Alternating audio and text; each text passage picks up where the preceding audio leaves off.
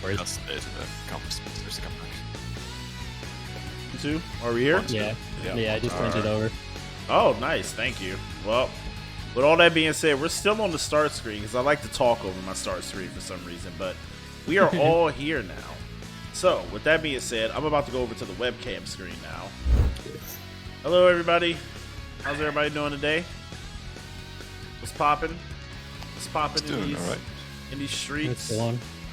We got so today, Paul and I are back. So first off, let me turn off this Guilty Gear music. I was listening to the Korean OST for Plus R. I heard it's really good. It is. It's different. It's definitely different than what Daisuke does, but it's good in its own way. You know, it's good. It's better than we have right now. You know, but all that to say, Pont, you know, moved. You know, he's a big city boy now. You know, living the high life. You know, at the big spot. Yeah, he's got the nice spot. You know, look at my place. If you guys see my place, Alex, if you're watching my stream, you see my place. You know, yeah. I live where the holy orders are issued. So, This guy. you know, yeah. So the House of Soul. Yeah, exactly. So we haven't done the podcast in a couple of weeks because, you know, can't do it without the Ponteronten, you know. So, you know, he had to get his, you know, internet set up and all that other stuff. So, but now we're here, and thanks to, I believe it was Vash for connecting us. Yes, yes, it was. Yep, Mr. Alex Nostalgix is our guest today. So, round of applause, chat! Exclamation point clap. I don't know if y'all gonna hear it, but you know. Up, Pont's on it. Yeah, sure. If the thing actually goes for it. Oh, exclamation point clappers, bro. All right, so with all that being said, this is the homie. I have to say that I have watched your videos years back, and I was like, yo, yeah, I'm not even kidding. Not even kidding. Like around the time that I bought my my Panthera Evo, if you're looking at the stream, I have heavily modded it. But when I was looking into buying a fight stick, because for those who don't know, I tried to, when I first got into fighting games, like seriously, was with Mortal Kombat 11, and I was playing on a PlayStation 4 controller. And I would say after a week, there's a clip of me somewhere on the internet of me literally throwing that controller out my window. Like, yeah, like I was so pissed because I was missing like my awfully familiar. Yeah, exactly. Yeah, so like I was just so triggered at my controller, and I knew it was the controller because like sometimes I would press like, you know, Mortal Kombat has you do back, forward, down, back, you know, like second and stuff. Yeah. And you know, I begin to up and left and back jump and forward jump, and I'm just like, you know. So yeah, overnighted a Panthera, and your stream was one of the streams I was watching when I was doing my research on Fight Six YouTube channel. Yeah. So, you know, that's where I learned about like the types of levers and the types of buttons. It was actually your channel, believe it or not. That's pretty fun. I didn't like when I made those kind of videos, like when I was first starting out, like it was just, I was like, oh, this information's not there, so fucking I'm gonna put it out there. Or correction, it was more like the information was there, but it wasn't as good as my shit. But like I just wanted to make it know. Yeah, the quality was good. I think I remember at the time, I was like, yo, why does this guy not have more views? This shit is hella informative. You're like breaking it down, talking about like the comfort. It is literally like a full on product review. You know? Yeah. Oh, that's not good. Uh-oh. Hello? Yeah. No. Oh, we lost him. Did we lose him? No, I'm still here. I'm still here. Yeah, okay. So I think we can go from there, actually. We can start with one of the videos that I noticed first and foremost that was really well made. It was when you went through all the different types of buttons, like the Sanwa and the Seimitsus and the sort of stuff, and that was very informative and interesting to view and see the whole thing as. Normally, that sort of content you would mostly find something more analytical and something like Core Gaming, but you did it on your own twist on it by also adding your type of community humor on it. So big kudos for that. I appreciate that video overall, man. All right, so all right, I guess, you know, beyond the introduction, let's get the introduction on. So yeah, all that to say, glad to have you here. Glad to have you part of the I'm community. glad you guys invited me on just by like random of a mutual viewer, which was pretty funny. That's what like I thought was like the cruelest part about this whole thing, because like if it wasn't for Vash sending you the video, like I would have been like, I knew your podcast without actually knowing it because I watched the one you did with Shinkenzo. Oh wow! So So it was like I was like, oh fuck! Because I was when I went to go see like what the podcast was like, I noticed the red bar was like halfway on one of them already. I was like, no, what? I was like, I've never been here before. And then I finally like really, I was like, oh shit, PC League and Juste Meta is the same shit. yeah, all right. There's a story about why I called the channel PC League and not Just Meta, because I have a channel called Just Meta, and like I don't know what happened. I used to stream on that channel. That was my first foray into streaming like 4 years ago.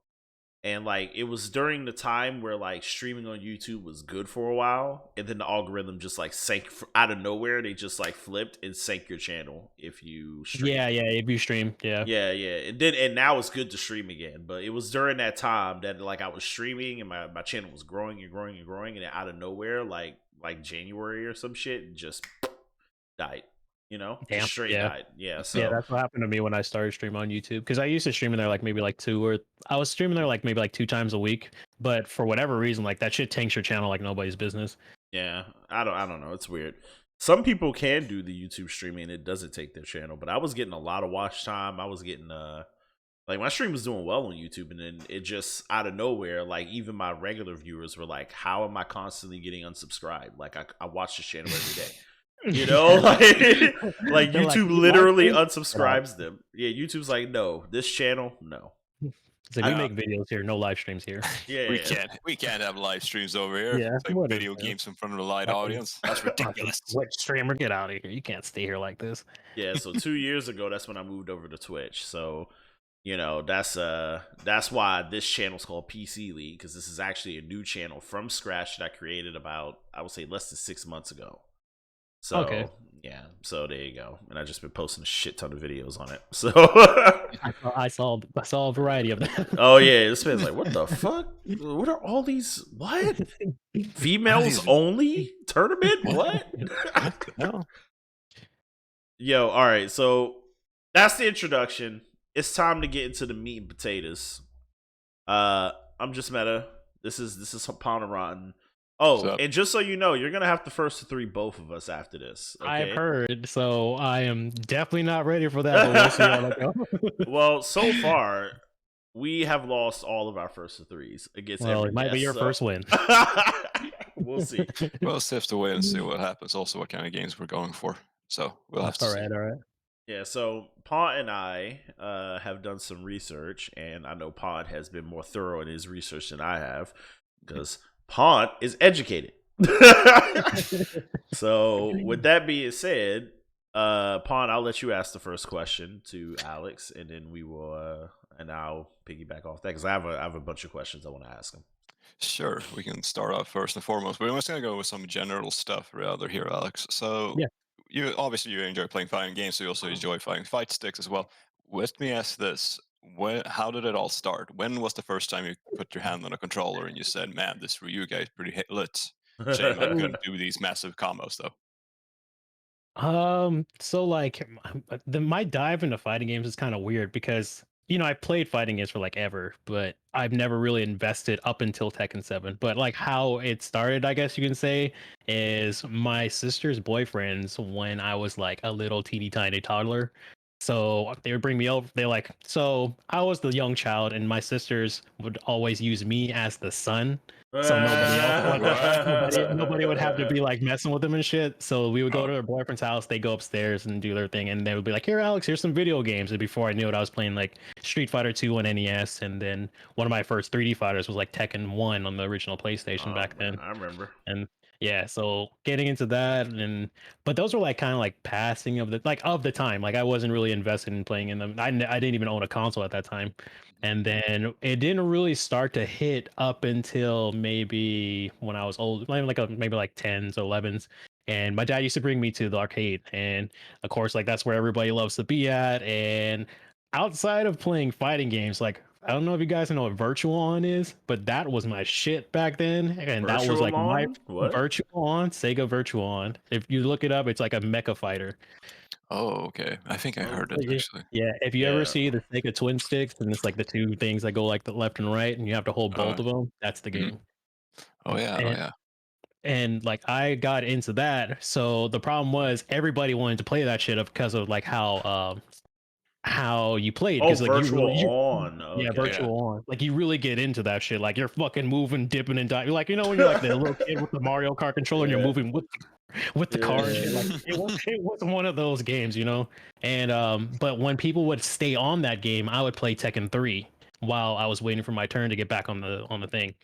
And then from there, like I just bought my first console, like PlayStation 2, and then Tekken Tag 1 came up on there, CVS 2 came on there. Oh, I'm looking at a Uh video of this game. I do remember this game, yeah, that actually. game was that girl, and then that girl had the Viper form. Oh, okay. The one with That's the little crazy. ponytail. She had the Yeah. Phoenix form. Yeah, So I like remember this game. you get her down to a certain health level and she fucking snaps. Oh, that's Yeah. crazy. Yeah. So like that was my shit back then. If I could ever get an arcade cab, it would be of that for sure. Nice. I agree. You should Yeah. talk to Jake. This man's literally building a whole arcade cab in Yeah. his in his apartment in I Austria was I over was Fightcade. really close. I was really close to building my own, but I put that TV back there and it took the space where I was gonna put the cab. Oh yeah. Right, And right. I was like, I don't know if I want to compromise. I can't have too much shit in here. But yeah, then from there, I played Street Fighter 4, and if you guys saw the last video, you pretty Yep. much know my history up until From Street that Fighter point, 4. yeah. Yeah, Mm, yeah. From that mm. point. And Okay. but for Street Fighter 4, I was like that was like the game I was absolute trash, like super trash. But Oh, I had like a C class cami and mashed fucking Counter Strike a lot, and somehow got away with it. And nice.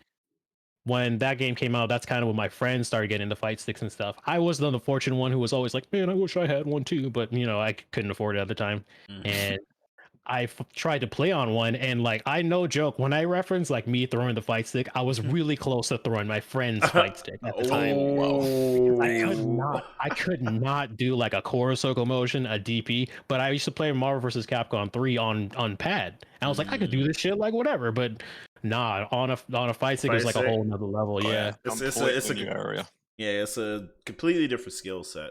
yeah, It's and you funny do like the because same motion, and you're just like, why it's not? It does not compute. This is not cash money. yeah, it's funny because it was the opposite for me. Like I grew up playing a mix of like PlayStation and arcades.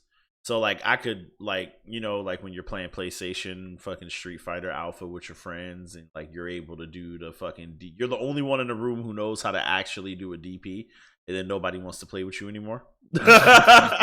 Oh shit, dude. Yeah, yeah.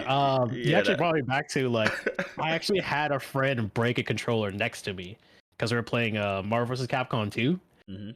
and it was on the PlayStation, and that part was shit. But Mhm. we got. I took what I can had at the time, but I don't. I think I was playing Hayato, and he didn't know how to block after you do the Rekka. Mhm. You do the 1 2 3. I just kept doing it over and over and over and over and over again. And then Sentinel fucking bots coming out too. So he's like, "What the fuck?" And like he just it got real quiet when he lost. And I wasn't like looking at the screen, and all you hear is just. And I like turned around. It was the most shittiest Mad Catz Army camo fucking piece of shit controller, and it was in half. And I was like, yo. Wow. Seriously? But I looked at it and I was like, yo, that's not my controller, dude. Oh, It was our mutual friend's controller. And he's like, he comes in the room like fucking like Hot Pocket and fucking coming. He's like, I remember he's like, yo, bro. what happened? And I was like, well, I guess we're playing fucking Way of the Samurai all night because we only got one controller. Yeah, there you go. oh man. Yeah, but like it was rough. what's crazy is like when I threw my fight stick, when I threw my fight stick out the window, I mean not my fight stick, my PlayStation controller, threw it out the window, and then I got my Panthera. I actually felt like that was just like I just adapted to that immediately. Because like like I said, like half my experience is on controller, half of it is on PlayStation. But I think like I kind of always prefer the arcade. You know what I mean? More Yeah. like because my grandma, she would take me there every week. Like we would go to the movies, and there was an arcade. So I grew up in DC, like Maryland area, and in Greenbelt, Maryland, there was a huge movie theater, the biggest movie theater in the area. and then you had an arcade, huge arcade right next to it, and like those indoor mall theme parks. You know what I'm talking about? Yeah. So it was literally like the trifecta for like a little kid. So like every week she would take me to go get some pizza. She would give me some coins in the arcade, and she'd be like, "You better not lose my money. You better whoop some ass." You know, like you gotta make this shit last. That's how my dad was. Because he was like, he would just give me like a couple 20s. He's like, "I'll be back in 4 hours." And I was like, "Oh shit, a this couple is gonna 20s. Be, I got a couple dollars. She was like, we got And- 2 hours till this movie start. Here's $2. Make that work. Because the way it worked is that, so at the casino that there's called Silver Legacy in Reno, and what my dad would do is we would basically both play video games. He would play the slots, and I'm obviously too young, so I can't go over there and chill with him. So he'd leave me on the arcade, and we both do our fucking deals separately.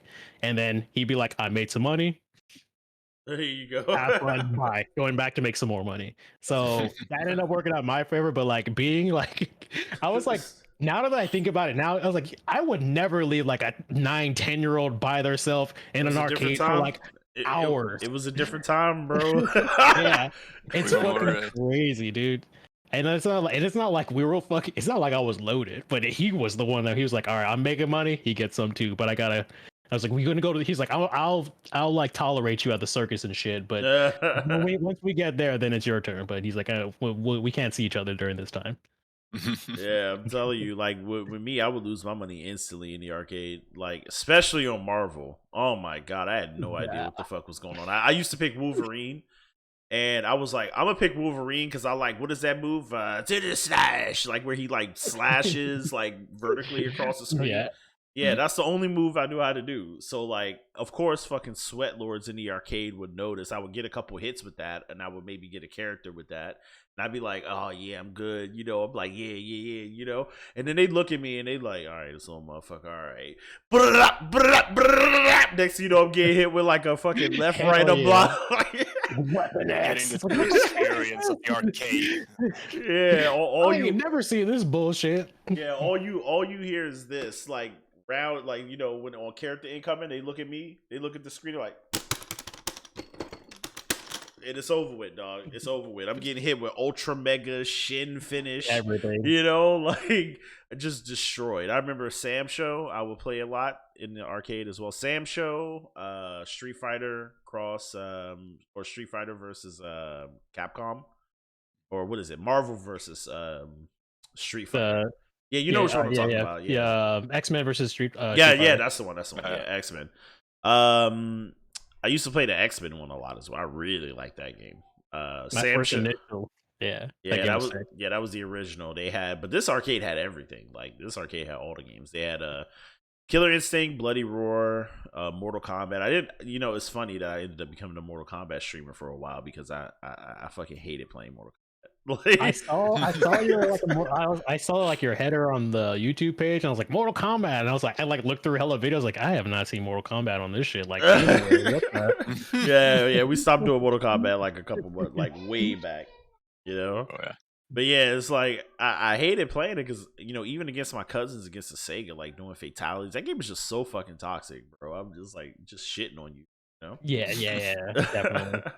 But yeah, so anyway, I tried Mortal Kombat. It was I could never find a character, so I never stuck with it. Yeah, my character was always Jax, so you know, the Drip Lord himself, you know. I seen your Legion. Yeah, so my next question is, you know, we talked about what made you want to get into, you know, doing fight sticks reviews and stuff like that. But you know, your latest piece of content, which seems to be the one that's doing like the absolute best on your channel, is completely different. Yeah. You just completely flipped the script. Like, what happened? This was by far probably like the weirdest video I've ever done, because one, for you guys, to let you guys know, I started making that video last August. Really? And I didn't, you know, it was basically up until like 11 months to 12 months until I finished it. And my general idea was I didn't know exactly what I wanted to make of the video. At first, I was like, maybe I want to make like a guide for beginners to get into fighting games, or maybe I can use like these like funny ass jokes and stuff to kind of explain what footsies are, and or maybe I can make like a different idea of what people think of frame data and like make it in a not like a simpler way, but a more easier to relate analogy that people can relate to and like have like an idea of how frame data actually works, or like how the FGC is, and like my bounds of what I wanted the video to be just kept getting larger and larger and Oh larger, boy. and I was like, fuck, like what am I gonna do? So I literally had the whole up until like where you see me on screen for the first time in the beginning, I made most of that on stream. And I had like my stream kind of like coming in and out and like, hey, what do you guys think about like starting it off like this? Or you guys think I should start it off with my journey? And then like when I started thinking about myself, I was like, wait a second, like with all these new games coming out, you know how they kind of do the whole we're trying to get these casual players and these people who do play fighting games into the genre, and I was like, wait, they're kind of talking about me because like I'm somewhere in the middle where I like the challenge of a fighting game, but I don't think I'm gonna go like as far as as a punk as You're a a sweat lord, Hitachi. bro. Yeah, You're, yeah, you're, like I don't think I'm gonna go that far, but I don't think I won't try. yeah. So I was like, maybe I'm the kind of like the audience they're looking for. And then I kind of put that into the video where, okay, I'll just use myself then and have me show like my entire journey of how I went from this total scrub to somebody that enjoys fighting games. Because a lot of people, they hit that wall and they're just like, I'm done. Like fuck this. I Oh don't. yeah. This is too hard. I don't. I would never be able to do a DP because I felt like the moves that I was referencing, like the Tiger Knee or the like a DP in general, I was like, man, a lot of people are gonna think this is too simple. I have to make this look interesting. So I said, fuck it, I'm about to just throw everything at it. And the video got longer and longer, and before I knew it, it was like 30 minutes long. So I was like, I'm gonna take a break 6 months in. And I had like a whole bunch of personal shit happen, so I didn't touch the video for like 3 months. Damn. And then some other stuff happened. I couldn't come back to it, and I was like, okay, most of like the video basically came all together within like the last 3 to 4 weeks. And but I didn't know how my audience was going to receive it because I did all this like review shit and talking about fight sticks and all this stuff. And everybody's like, if you put a video on YouTube and you have a certain type of content and you keep doing it over and over and over, don't break that habit. So when I came out with this video, I pretty much dedicated that this is going to break that, and I just gambled. And it wasn't, for me personally, it wasn't really about the views. I mentioned this in my stream a couple of times. I didn't think it was gonna get anywhere near to where it is right now. I thought it was gonna be like 5 to 10,000 views. I made a Lisa guide like, who knows, like maybe like 2 years ago, and it only got like 1,000 views. So I was like, okay, this video is gonna get like 5 to 10,000 views, whatever. But I was like proud of what I made. I had a lot of confidence in what I made. I enjoyed making it throughout the entire process for the most part, outside of like figuring out some kinks and multiple. Dude, if I would show you the file that I used to have of how many voiceovers I did. Wow. So I had a whole folder of about 5 gigs worth of voiceover. I could tell you from experience. One thing I learned from doing YouTube for as long as I have, and just finally getting partnered is quality definitely beats quantity, and you can definitely tell that from my channel. My channel is just all quantity, bro. It's just throwing up everything until we broke through. But I always did believe in the videos that I have that have done the best are the ones that I've taken time to do, and for sure. And I'm even going to go as far as to say that this video is not actually outside of your wheelhouse. I don't think it broke your trend at all. I felt like this was actually perfect coming from you personally as one of your subscribers. I felt like this is what I would have expected to see from you, because your videos already cater to the casual, already cater to the new person. This is kind of just like a larger extension of it, like an even more. It's like as if you took like 5 of your videos and just combined it into like one video. Exactly. Because I had a lot of people as I was making it saying like, why don't you just cut it up and make it in multiple videos? But I didn't want to do that. I kind of just wanted, like, if you watch a little bit of it, I hope it entertains you enough to watch the whole thing. And like, when I look through the comments, there's like a lot of people who would comment on the end of the video. So I was like, oh wow, these guys watched the whole video. and not only that, like commenting about it, but like confirming it with like they'll like bring something up in the beginning, middle, end. Like everybody talks about the dive kick moment, which was like pretty, Yeah, that pretty was hype. yeah. Like You know, when we I was a watched kid, it on I remember- stream. Everybody in the chat, we was all like, "Yo, he did it!" you were like they were crying and shit. I was like, yo, like okay, I don't know if it was gonna hit that hard, but I mean, like it does hit kind of hard. I'm not gonna lie. yeah, It it hits made you. like it was like as long as I didn't really care on how long it was going to be, as long as I made it fun and entertaining. Because you know how like short people's like attention spans are nowadays, especially with like the YouTube algorithm with the shorts and stuff. So Yeah, if exactly. you're not hitting some like every couple of seconds or like in a certain amount of time, you are going to lose that viewer's retention.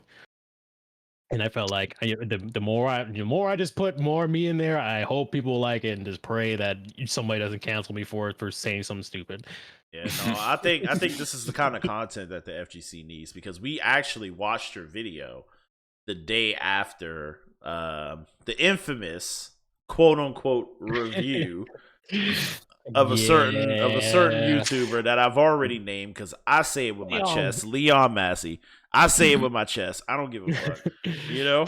That was a rough video. Yeah. I think I watched you break it down as well, and I watched it like the first time, but kind of in passing, just kind of like in the background, not really like okay, I get it. And then when I watched your video, and I was like, okay, maybe I should watch it again. Maybe I'm missing something. And then I listened to it again, and I was like, okay, there's some shit in here. See, that's what I'm telling you. He gets away with just like yeah, there was some shit in there, and I was like, whoa, man. Like I understand like not wanting to learn certain things, but sometimes you gotta like Korean back then. Like we could talk about that later, but like doing stuff that is complicated for like a level 1 player is going to be difficult no matter what. Exactly. Yep. That kind of brings me to my issue that I also have with those kind of video game analytics. It's just like they use words at times which might make them seem like interesting to listen to, but in reality, I just end up going like, "Oh, so you indirectly just said the movement is terrible. You spent 30 minutes telling me this. Okay, you know, no worries. You could have just said that. You could have just boiled down the whole thing to 5 minutes and said like, movement's not good. This is not okay. Too much damage." Done. Well, Because you know, when I actually saw him actually put up the video, I was actually just about to go to bed, and then I was like, "Oh, okay. And the YouTube app tricked me into saying like, oh, it's 17 minutes," and I was like, "Oh, I mean, I can listen to this, and then I might eventually fall asleep." And then I open it up, and it says like an hour. It's just like, huh. Well, it's gonna definitely make me fall asleep at least. Yeah. It was pretty rough. Well, you know what's crazy? Also, that you say about keeping someone's attention. It's similar to when you make a oral presentation in front of a large audience. Like you have the first 30 seconds to your presentation, you need to catch that attention. Otherwise, people immediately just pull out their cell phones and then try to be stealthy about it, not to make sure that you don't get your feelings hurt when they when you see them click off, dog. Exactly. Yeah, they just click off. But yeah, I mean, the video is really well made in that way. Like it was engaging literally from start to finish, you know? Yeah. Do that. But you know what's crazy about the Leon situation? The reason why I harped on it so much is because like normally I don't do that. Like I try to like not start beef, but like at the same time, you know, growing up I used to read a lot. Too easy. Yeah, well, it's too easy, but like here's the point. Like I grew up reading a lot, right? Because you know, I lived in the hood. I didn't want to fucking go outside because that meant doing some fuck shit. You know? Yeah, that meant doing some fuck shit. So I would stay in the house and either play video games or read comic books or read actual books. So like the library was one of my favorite places growing up. Like I would go to the library, take a bunch of books, read them. And you know, became a really big on like words and like what they mean and like the meanings that they hold, you know? So it's like when I watch that video and I just hear him like nonchalantly saying things, but then at the very same time trying to back it up with proof. And then I read the comments and people are like, "Oh, I appreciate your opinion, but the video's called a review." It's kind of like all of these words mean different things. Like you can't have it both ways, you know? The easiest way that video could have been received way better than what it could have been if you would have removed one word. Review. And it could have just been overview. As long as it wasn't a review, it would have been fine. But like after I cemented that in my mind, I was like, you're comparing it to the other game. The player that you're talking to might not have never played Guilty Gear in the first place. Like they don't have an area to compare to in the first place. Like you have to talk to them like, hey, this is your first Guilty Gear. This is what you should expect, not what you should expect because it's from the other game. Therefore, if you don't play, actually no, just play the other game. This game should be more like the other game. Like you can't do that. I also Man. feel like he doesn't even play the other game either. So you know, I think he says he plays it, but I don't think he actually, because the same things that are in the other game are in this game too, and in every other fighting game. So if they're bad in this game, if Strive is bad for having basic fighting game stuff, then that means every fighting game is bad, which means you don't actually like fighting games. Which means you probably he does should. like he does have some points in there, but There it's are just points, but they're not backed up. But they're just like overshadowed by everything that comes before it. Yeah, so it's like that's the thing. It's like, after watching that video, right, and literally going on a 7-hour fucking diatribe, screaming on my chat because there were literally fucking Leon fans in my chat, and they were in there like, but you can't get mad at him. It's his opinion. I'm like, then why? Like, it just irks me. It's like, it's a review. I was like, are you going to watch Linus Tech Tips? And he's going to be like, yeah, Samsung just gave me this new TV. I don't know shit about Samsung. You know what? I'm not even going to open the box, but the TV's good. You should buy it, though. Sounds like we're reaching more dangerous depths of like Darkside Phil sort of commentary and content. So that's my view of the situation. Which also, that was terrible. That was kind of rough, but it kind of reminds me a little bit on the idea that he also talked a little bit about the idea of Exert's character all being rushdowns. Well, that's the thing. They are, because the game would like to inexert every character's mostly on the offense constantly. That's the thing about the game. We want you to keep on attacking. We don't want you to jump back. Hence the reason we take away your super meter if you stay way too far away from your opponents, while rewarding you if you dash in. Rewarding. I feel like Guilty Gear revolves around rewarding neutral. Rewarding good neutral play. Like if you win neutral, you're rewarded with like so much compared to other fighting games. Like you get the corner, you get the wall break, you get the meter. The game's like, go. The game punishes you for moving back. The game punishes you for losing neutral because now you got to hold that mix. You always have to like it. It's funny. Like I was just explaining this like right before we got down there how in Strive, like once you get hit by one fucking thing, that shit hurts so bad, especially like as a newer player like me, right? Like I'm playing Milia, but I'm like heavy 10 up top, throw that shit out. Oh shit. No, here we go. What's crazy is I tell people that every day. Like I've been doing a lot of replay analysis for like viewers and stuff, and I'm telling them like you're not losing because of this character or this person. You're losing because you fail to win the neutral situation, which leads to you being in this mixed situation, which leads to you, and I show them like how these little micro mistakes of like not hitting an anti-air, not getting that Oki pressure that you needed at a crucial moment, led to you now losing the game, and I show them like it's these little things throughout the course of a match that lead to whether you win or lose. And, the reason why I do all this is because I want more people playing fighting games. Like our scene, as far as like esports is concerned, even though there's a lot of companies investing in fighting game esports, like we're nowhere near as big as like Dota, League, stuff like that. And it's like to put out a video to basically tell people not to play a game because you personally don't like it. Seems very irresponsible to me. There's a lot of layers to why fighting games isn't really big in like esports for sure though. Like the one like this is recent. I don't know where I heard it. Maybe it's from me. I don't know, but. Like, if you guys think of like first, especially for like FPS, Counter-Strike, Call of Duty, Apex Legends now, all the shooters now, but they have always had good online at the time. So people would always play, and people are used to seeing that online like aura. You know what I mean? Nobody back, and probably people back then was like online tournaments aren't shit. But if you look at it now, people are like, oh, online tournaments and FPS has some type of validity. In comparison to fighting games, I think we're like teething at the moment. We're like, online tournaments really ain't shit. But once we get like that one good game, maybe Strive might be that game. I don't know at this point right now, but maybe a little bit later where tournaments might be a little more consistent and people will be able to give it a little bit more credit. I know it's kind of hard because it is online and, we've dealt with shit online for who knows how long and nowadays, but FPS is like those games have had online far before fighting games ever had. Yeah, So that's they true.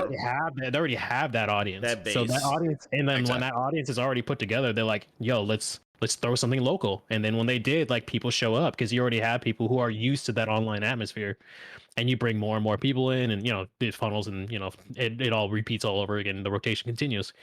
And when it comes to fighting games, it feels like they're like Moist Critical, right? He just made the esports team. He has Yeah. the He's been Hotashi going on there. hard He with has, Strive. he has Yeah. international. But I remember when he first made that shit, I remember hella people being like, people would come in my stream at the time. Like I knew of Moist Critical, but I didn't know he had an esports team. But people were like, he's not FGC. Get on the fuck out. It's Yeah. like, why does it matter where somebody comes from? Yeah, That it should. that shouldn't be like a we should, like, people want to talk about like gating people. That's Yeah. fucking gating people. Like, Yeah, how are you exactly. gonna get this people? Like, people want that giant esports thing, but do you really want it? Mm-hmm. Because that's like a really big question. Because what happened if like fighting games turn into only team-based team, only invitationals, only like like Yeah, these and big the like open contracts? aspects Yeah, are gone. You know. you might not never have a cool kid or a punk Yeah. or like these guys are fucking IDOM. I mean, like, of all people, Yeah. like even unsponsored, won CPT, and did work without a team. But if Yeah, I he remember imagine, watching Idom's whole tournament grind during that yeah, CPT. I I was watched the like, whole, yo, he was winning everything, yeah, with flying himself CPT out. fucking up everybody's name and everything. Shit was rough, Yeah, but I remember that yeah. run. It gets, but like, yeah, like I don't know, like I'm in that like weird spot where like I don't know if people really want it, I don't know if I want it, but I'm Well, I also mean, in I that weird kind of spot. want it because I think that streamers like me and like Saltmine and stuff will be there to help people go from Oh yeah, yeah, for sure. intermediate to pro. Like that's fine. I definitely think there needs to be a space for like the Hotashis, the Punks, the Debs, the all the top level players to earn more, and do yeah. better. Do even better than they're currently doing right now. Like, and that's kind of like why I get peeved at this whole like, oh, Strive's whack talk. It's like, it's not so much that like I hate people saying that Strive is bad. That's not the issue. Like, if you don't like a game, that's fine, because I hate Mortal Kombat and I played it for years, But the point is, don't tell, but like, don't tell people not to play. Like, you know what I mean? Like, that's the issue that I have. It's like, don't tell people it's not even worth looking at. It's bad, and because that kind of thing, like you're turning people away from the scene. Sounds like a certain review you might be talking about there. Yeah, well, it's not just that. There's also like a bunch of Twitter people doing that as well. That's why I don't have in Twitter. Yeah, well, hey, you're an influencer now, buddy. I was there for like a split second. I was like, I'm out. Yeah, I was like, I'm out. KBD the fuck out of there. Yeah, I've been soft or hard Twitter canceled at least like 3 times at this point. So, it kind of reminds me with that sort of behavior, sort of said. Like, this was something I noticed during the release of Team Fortress 2. Like, as it got more updates and the distance between each release became longer and longer until Valve said, "Hey, it's free to play now." Then a lot of people just hopped onto the forum and said, like, "That game is dead." And then they keep on doing it to this day. It's just like, that game is dead. Why is that? Yeah. Because they haven't done any updates. Like, dude, we have had several updates ever since 2007. Yeah, do you want more? It's several years past. Yet, if we look at the charts, a whole lot of people are still playing Team Fortress 2. And that says something. It's just like, if it's dead, then that means that no one should be playing it. No one is playing it. If it's not dead, when almost 10 up to 2,000 players are still playing it. Wow, that's quite a lot for Steam, actually. Yeah, so like, and this makes a big problem for me in fighting games. It's just like, you can do that, but it's more harmful to the fighting game because it's a niche genre. So when you say like, "Oh, don't play this game," why is that? "Oh, because it's difficult." It's just like, why? Yeah, then get good. Yeah, exactly. This is like another form of your Dark Souls, bro. So you better put up your bootstraps and get good. And that's the thing that I like. And I was saying all of that to say, this is all of that. If we sum it up, is to say that's the reason why your video, I think, does such a good thing for the scene. Is that you take the higher level fighting game concepts. First off, you know what you're talking about. That's number one. You actually know what you're talking about. You actually took the time to go into practice mode. I don't implement that shit very well. Well, whether you can implement it or not, once again, we're influencers, commentators. We don't have to be good. You have to be good in the chat. Y'all got to be good. We don't got to be good. We can talk all the shit we want. We don't got to be good. Us being good is a plus. You know. That's true. Yeah, for sure. Yeah, but the whole point is, you took the time to learn, the mechanics, the fundamentals, the footsies, like the meat and potatoes of fighting games, and then you explained it in a way that, like, a newcomer does not feel intimidated by hearing all these things. You know what I mean? Mm-hmm. The funny thing about the footsies thing is I didn't know about, like, I've always like very vaguely known about footsies, but I didn't know I knew footsies until I looked at my footage. Until I looked at my footage and I was like, oh wow, like I'm actually whip punishing. Like, so like all those examples so if you see all the matches in the beginning where I use Alyssa, all those matches are from 2016. Really? 17. Oh, wow. So that was at release. I didn't mention. I was gonna like say at the end. I was like, oh, you know what? I'll just like not say anything. But then I was like, I thought all that footage of Alyssa or whenever I was playing online was all from like when I had first started playing. And when I was looking at some of the situations, I was like, oh wow, okay, a month in, okay, I'm learning combo. 2 months in, okay, I'm starting to understand the spacing, but not thinking about it. Like it was just like kind of happening organically. And then I would like see like these really hella pro ass looking backdashes. Like, what the fuck? What? I can't even do this now. Yeah, that is actually a fun thing to actually notice, that you actually became more experienced over time and you didn't notice it. And this is a big problem, big positive when you actually look at your old footage. It's just like your old replays. It's just like, wait, I could do that? Oh, okay. Yeah, that was surprising. And then you have it in your back of your mind. But if you think about it, then it's not going to happen. But when you just drop the whole thing, it's just like, oh, I did this really complicated thing. Cool. Yeah. Watch your footage, guys. Watch your footage, no matter what skill level you're at. Please watch your footage. Absolutely. That shit comes in handy like real clutch. And I wish I would have looked at it more back then. But at the time I was just like, I never knew what I was going to use that footage for. I just recorded for the hell I recorded it. I was like, oh, this match is fun and good and fuck it. Even when I was losing, I didn't show the biggest losing streak was like close to like 50 something negative whatever. Like it was a lot of losses. But just like getting used to like what fighting games are and kind of implementing the ideas that are already in fighting games in what I was watching and kind of coming into terms like, oh, okay, I did kind of know what I was doing. I may not have knew it at the time, but it was showing in my gameplay, and you got to take advantage of it. When you got to take the small ones when you see them.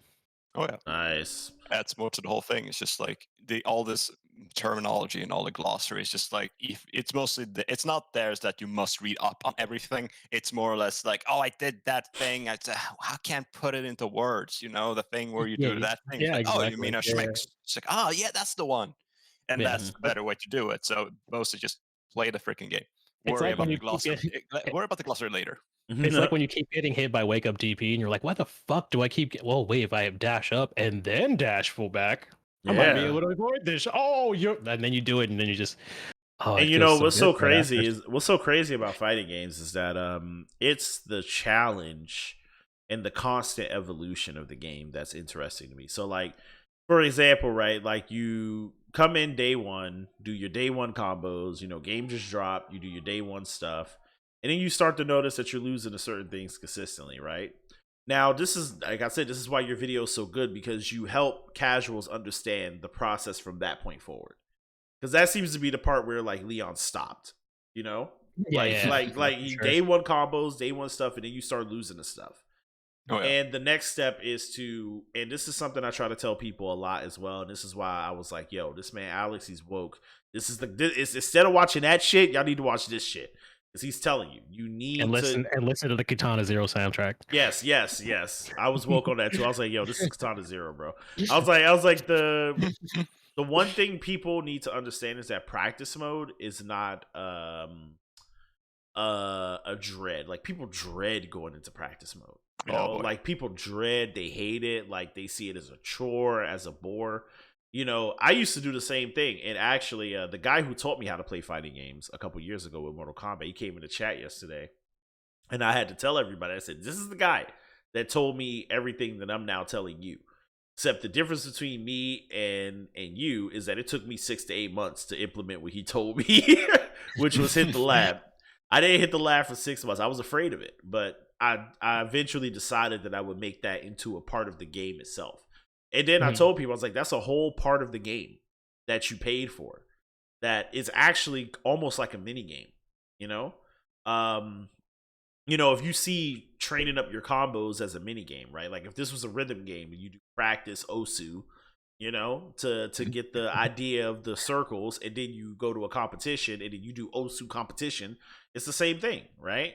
But like people will do that for other games, but for fighting games, people are just so intimidated of like taking the time to hit the practice mode, because I don't know why I don't know why that is, but the whole point is the next step, once you start getting beat on day one, is to go into practice mode, do the mini game, lab everything up, and then go back, and then you just repeat that process over and over again. That is the loop of fighting games. That is actually the gameplay loop. Yeah, that's true.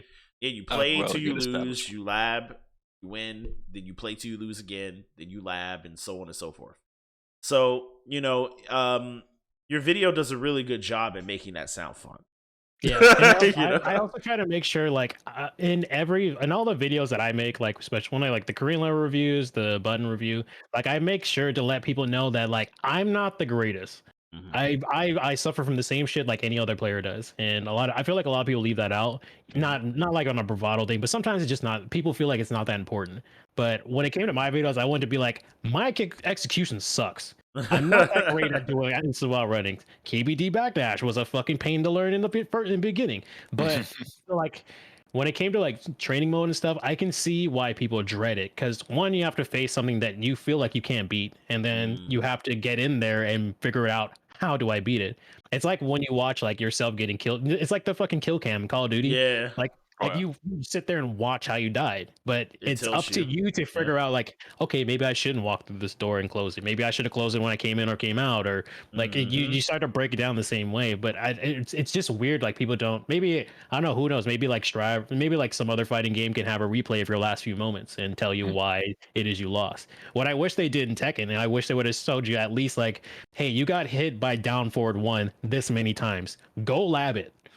Or like just give, like, if you got hit by a certain move like a certain amount of times, like especially when it comes like fucking every player hates Brian Snakeedge. Oh god. Or Kazuya Hell Sweep. Yeah, that shit tilted me. I learned how to punish the Hell Sweep. Yeah. But the Snake Edge, dog, the Snake whatever fucking Brian shit.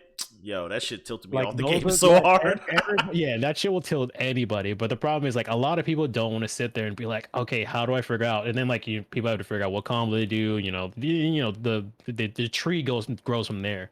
They just like a lot of people don't want to do that. They just want to mindlessly play and just enjoy the game. Which fighting games are really fucking hard to do that in sometimes, because especially if you jump into it late. I just had somebody in my Discord talk about how like he just started playing Tekken and there's a lot of Smurfs. But I was like, yo, like the game's been out for like 4 years. Like the people who are in red and green rates are now in the blue and the Dan's range now. So you're gonna like sometimes you might just face good people that may not deserve to be there, but they deserve to be there now. But because they probably haven't played in a while. They might have stuck up again. So somebody lets their friend play for a while or some shit. But it's like you always gotta. I always try to keep that barrier between how I am compared to somebody else really transparent, and I feel like a lot of people appreciate it because no, I mean it's good, and it's like, and to be honest, like I think being able to talk about fighting games shouldn't matter if you're good or not. I think the basis, my personal basis for if you are qualified enough to talk about this is, do you at least just know what you're talking about? That's kind of it. Like I do kind of feel like that, but I do see where people like if people won't listen to somebody who at least seems like I don't know how to explain it. It's like if you see a player who's not that great, people won't really believe you because you're like, well, you're getting hit by that shit, then why should I listen to you? Yeah, but at the same time, it's like there's a difference between theory and practice, right? Yeah. Like you could be a theorist, but a theorist still needs an engineer to build a shit. Like that's kind of like the thing, That was like something that was going through my mind. Like most of the time I was making the video because I was like, well, people's gonna see my rank. People's gonna, people do like it. Doesn't seem like people do, but like there'll be some every once in a while in my videos. It'd be like, you spent all this money on this fight stick, but you're still a fucking Vanguard. I was like, one, I don't play rank. And I was like, got him. I was like, it was hella funny because like I was like, what the fuck? I was like that. First of all, I'm not even a Vanguard. I'm a fucking Suzaku. Thank you very much. Which isn't even that, which isn't even like, that high. Like, yeah. And I was like, I don't play fighting games like that. Like, I mean, I like to dabble every once in a while, and like I said, like I join tournaments every once in a while. I haven't been able to now because work and COVID's fucking fucked my Yeah, schedule exactly. up. But yeah, like people do get like that, and it kind of sucks because there's a lot of people it affects differently. For me, I kind of just like brush it off and just like whatever. I make the videos I want to Yeah, make. yeah, I don't really care. I don't really care what you have to say, to be honest. And that's just how I roll. because because fighting game content was like the first kind of content I made, and I made like motorsport shit beforehand. So you get flack from both sides, and I'm kind of used to like dealing with other people's shit, and Welcome I to just the kind of YouTube ignore game. it. Yeah, I can agree Yeah. with that whole thing as well. I mean, because you can look at other content creators, like for instance, I'm not throwing shade or any other content creator here, like Nihongo Gamer or Maximilian or something like that, because you can I say like just scratched they're his okay, video. but if they were to go against like someone like Justin Wong or Daigo or someone else in other fighting games, like they would get destroyed. I remember like that small internet joke where someone said like, "Ha, Maximilian dude killed Xer because Otashi came in and then completely destroyed him Yeah, at yeah, I one saw that. session." And I was just like, this is a normal thing. He's like, Maximilian is good at fighting games, but he's not like grandmaster expert type of stuff. Like you cannot just give him Strive and he immediately after a week he's just like, I beat up Justin Wong, I beat up Donkey, I beat up all these players, I beat up Omido Johnny, and then they're just acting like that. Like, no. He's here to show content and show like, oh, look at this cool, this fun this game is. Yeah, And then yeah. also take it from that perspective as well. It's similar to like how we versus did with the what was it called, Friday night? What was it called again? Friday night Fisticuffs night, where it's just like they're just here to show this cool game and make sure that you want to look into it and play it. Yeah, yeah. Exactly. They're more of and I like Max for that as well. Like Max is really good at like getting you to play a game. Even if he doesn't like a game, he's not going to tell you not to play it. Like he's just going to say it's not for me, which is okay. It's okay if a game's not for you. Like Tekken is not for me, for example. Like Yeah. I played it. I do have a question for you for Tekken though, because I saw when you were Oh. watching a little bit of it, and you're like saying some stuff about Korean backdashing and stuff. Yo, it took me a week to learn that shit, bro. Literally. So I have a question for you guys both. Then, do you Okay. feel like Korean backdashing is a skill gate to get into Tekken? Yes. Because you can't move otherwise. You literally can't like move. That really depends, really, like what kind of game we're talking about. If it's more like, hey, you're a friend of mine, we haven't spoken for a while, we used to play Tekken 3 back when we were kids, you want to play some matches?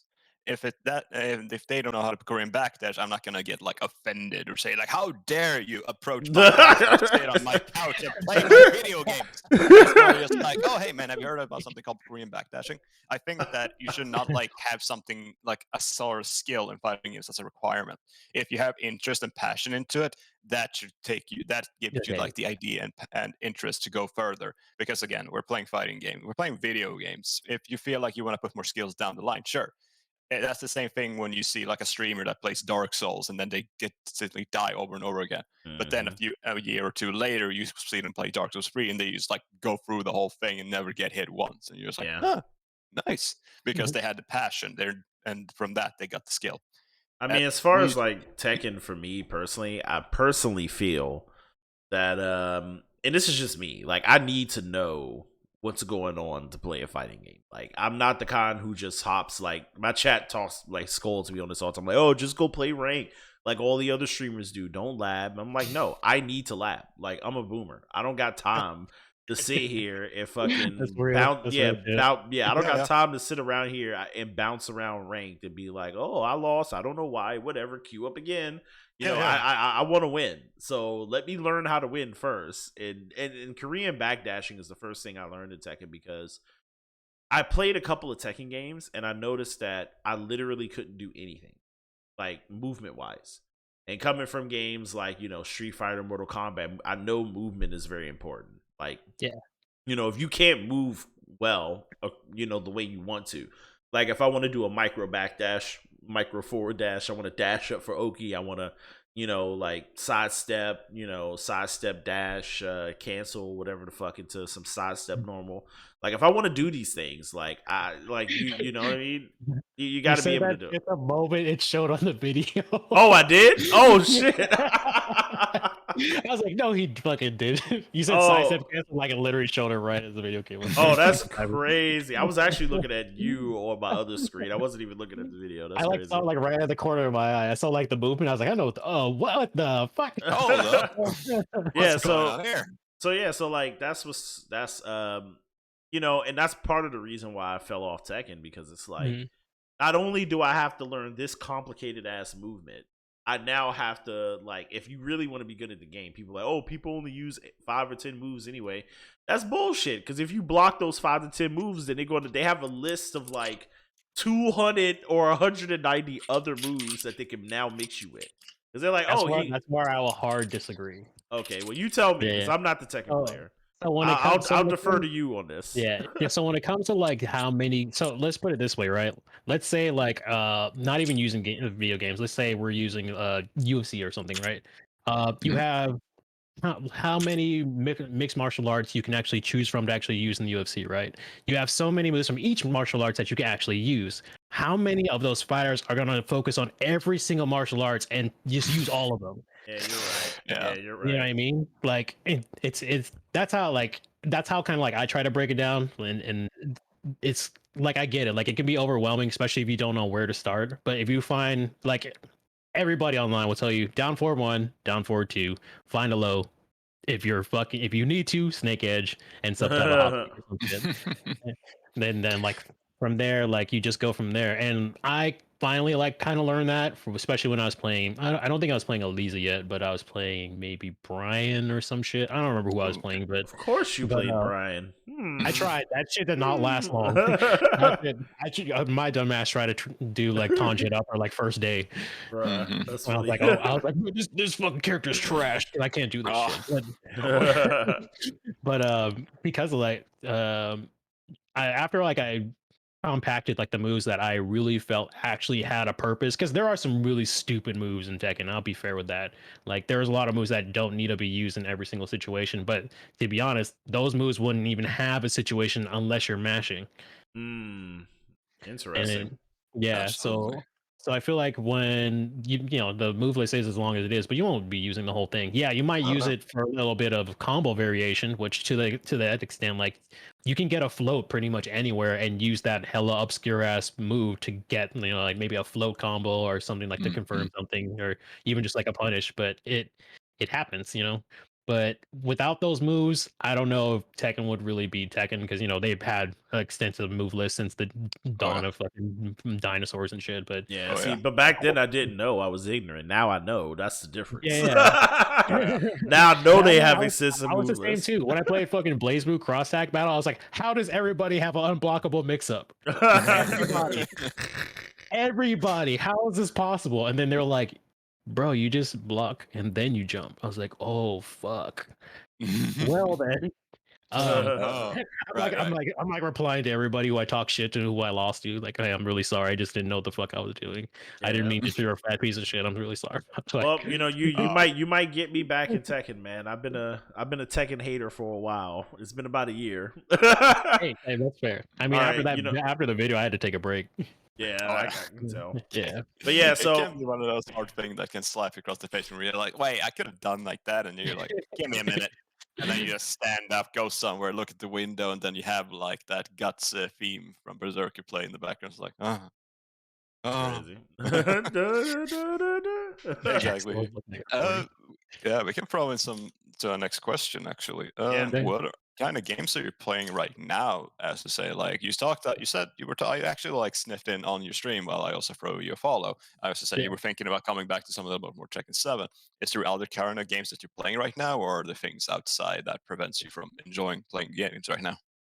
I'm somewhere in, so like that I cannot stress enough that like that video, like I was dreading turning on Tekken to record anything at some point. Oh, 'Cause, like it wasn't because I didn't, you know, it's not like because I didn't like Tekken. It was like, fuck, I gotta go in here, record. I gotta have OBS on my other screen. I gotta Yeah. have fucking that It's a over whole there. thing. I Yeah, gotta it's a hit whole this. I thing. gotta use this camera mod. I gotta fucking, so like that kind of like not even like when I wanted to play, just had the dread of, damn, I have to record. Like I'm not gonna be able to play, and I'm not. And like mm. even by the time I do get the chance to play, it's like 4 in the morning. I was like, I can't. Aw. Like I can't like go back and forth. So then I started playing Apex Legends, and which is funny is because I noticed like a lot of things that were happening at the time when I was editing the video made it into the video. So I had came back from Japan, and that's why that drift clip is in there. I actually shot that drift where the car fucking passes by and shit when I'm like get Goodville or whatever. Um, I was there from Japan, so I threw that in there. I started playing Apex Legends, and I was like, "Oh wow, I can probably use this to reference footsies," and use that and threw that in there. The dive kick thing, if somebody came into my stream one time was like, "The only reason you play Elisa is because she's fucking 2D character and she's a hot chick," and I was like, "That's couldn't be any farther from the truth." So then I was like, okay, this dive kick thing. And then I kind of grew into that. But now I just play like I've been getting a lot into Apex. I don't know why. It just kind of like stuck around. And Guilty Gear, Strive.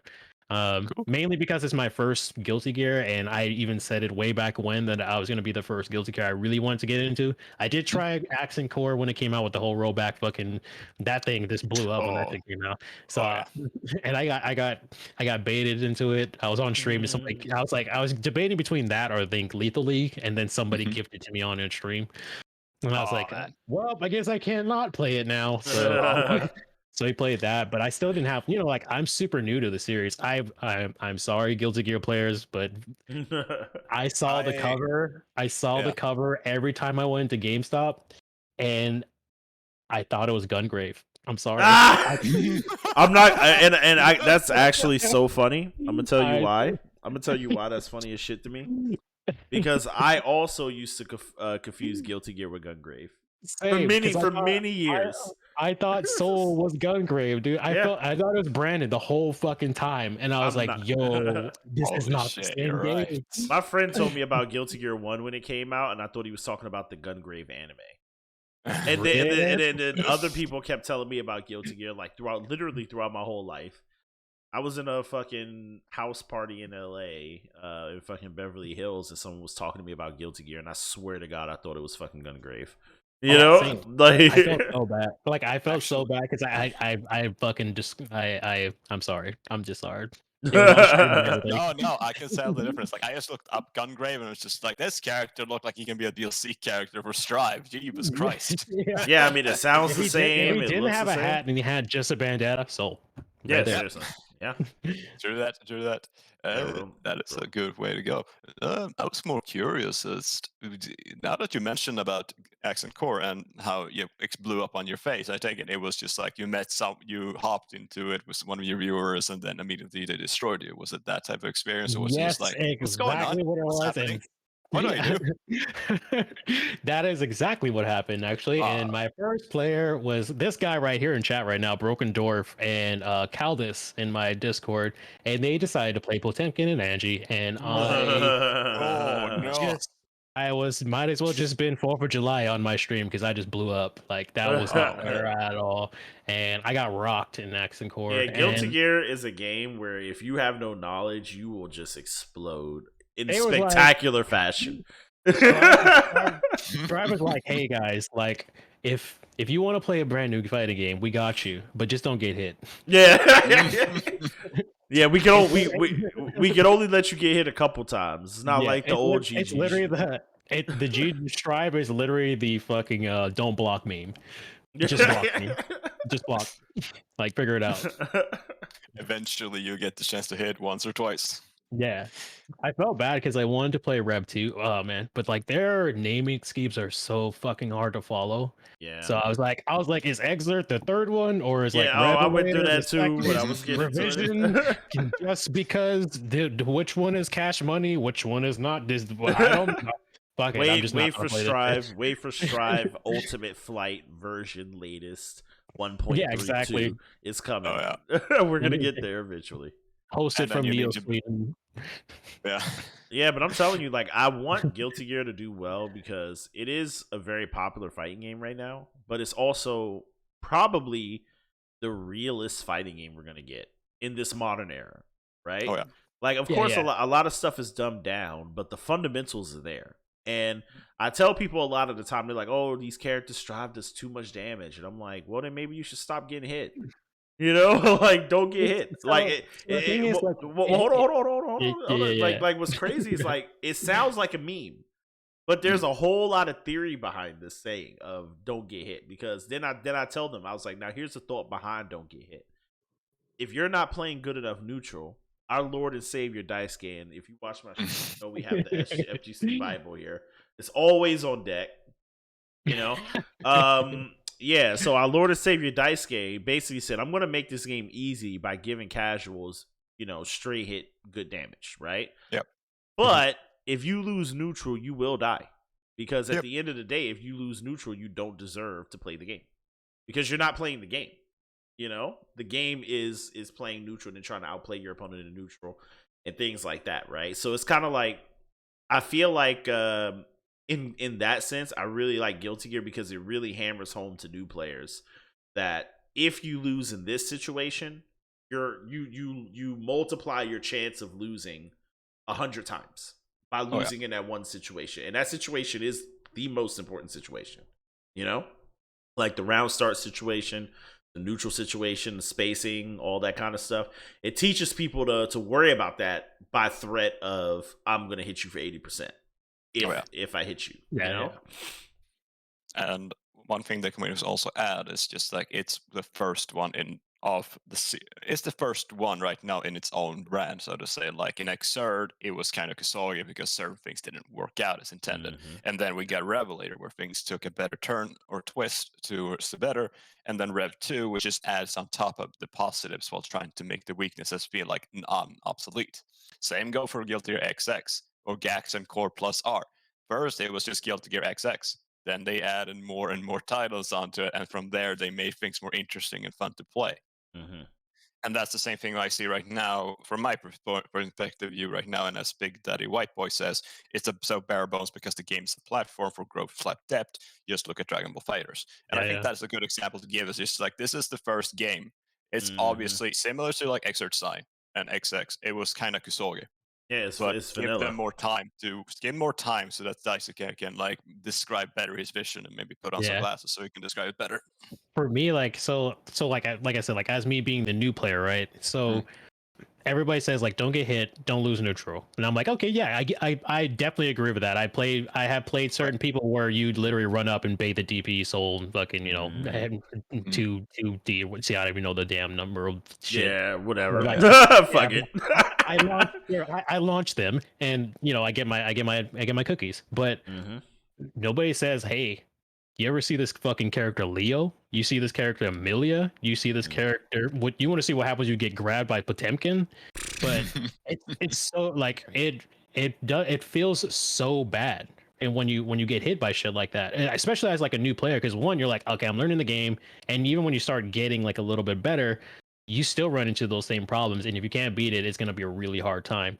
And as that new player, sometimes it's really hard to get over it, because especially like when you play, like when people were saying like Gold Lewis was like low tier, and I faced the Gold Lewis right after that. Oh boy. And I got it, and Melia gets stuck in the air when if he throws that fucking coffin around enough times. I was like, yo, I'm doing something right here, yet I'm being punished for it.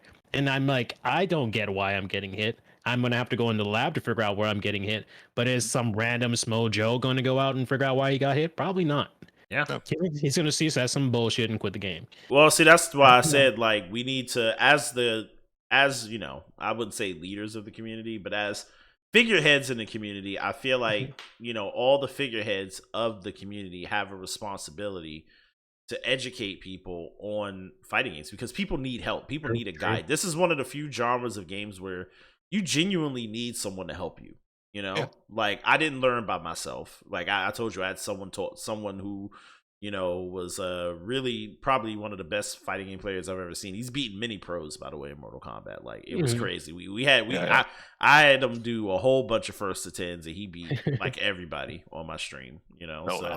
Back in the day, and they taught me, and then now I'm teaching others, and that's kind of like how the culture of the FGC should revolve around, is people not spreading misinformation like just 6p it, bro, just do this, bro, whatever the fuck, like, but like people knowing what they're talking about. Do that shit. Yeah, exactly. Like, like it's important that people understand that there should be people who are recognized for knowing what it is that they're talking about, or at least like people need to understand like what's the difference between someone who knows what they're talking about and someone who's just repeating fuck shit on Twitter. You know what I mean? I watched Laughter and he said this was bad. It's just like True. Yeah, but like, I stopped playing let Millie him play Faust. yeah, I but stopped even if playing Millie. Leffen says something is bad, he's saying it from like a completely different perspective Exactly. than what you would have. Like, it's not bad for you, motherfucker. It's bad maybe for him. You know, like, but not for you. And that really comes into the point that I also want to say, like, we were talking about gatekeeping, right? Like how we should people by the gate, and I think like we shouldn't, and we all came to that end. But I think like it should be like another type of thing. So let's say we have one side which is outside, like you're outside FGC and playing fighting games. You're just like, oh, it's fine, or I hate fighting games, it's stupid. And then you have the inside where just like, I enjoy playing fighting games, like, try to play as much as possible as any of that. Instead, by this gate on the inside part, it's mostly when people are just about to leave. There are people who just say like, no, man, you got this. You got to keep going, get good, and then try to encourage. And you saying that, Pawn, is interesting because the guy Shane, even when I was trash, and he would whoop me 0 to 50, no joke. Yeah. He would do sets with me. He would whoop me 0 to 50. He would literally give me all the games. He would come in and he would say, "Nah, man, you're doing good. You're doing great. You're doing great." Every day he would be like, "You're doing great. You're doing great. Keep going, man. Just you're doing great."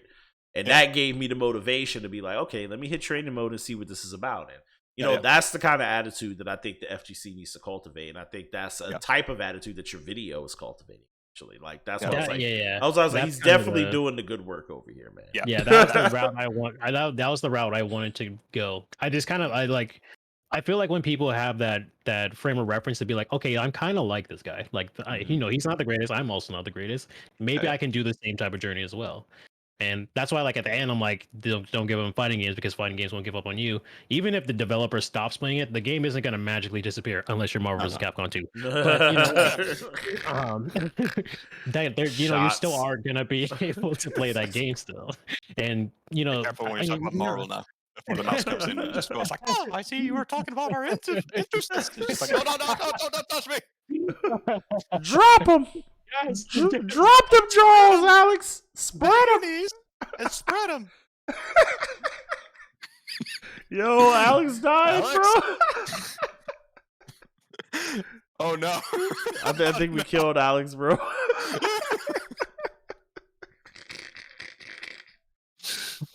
It was so dark over there.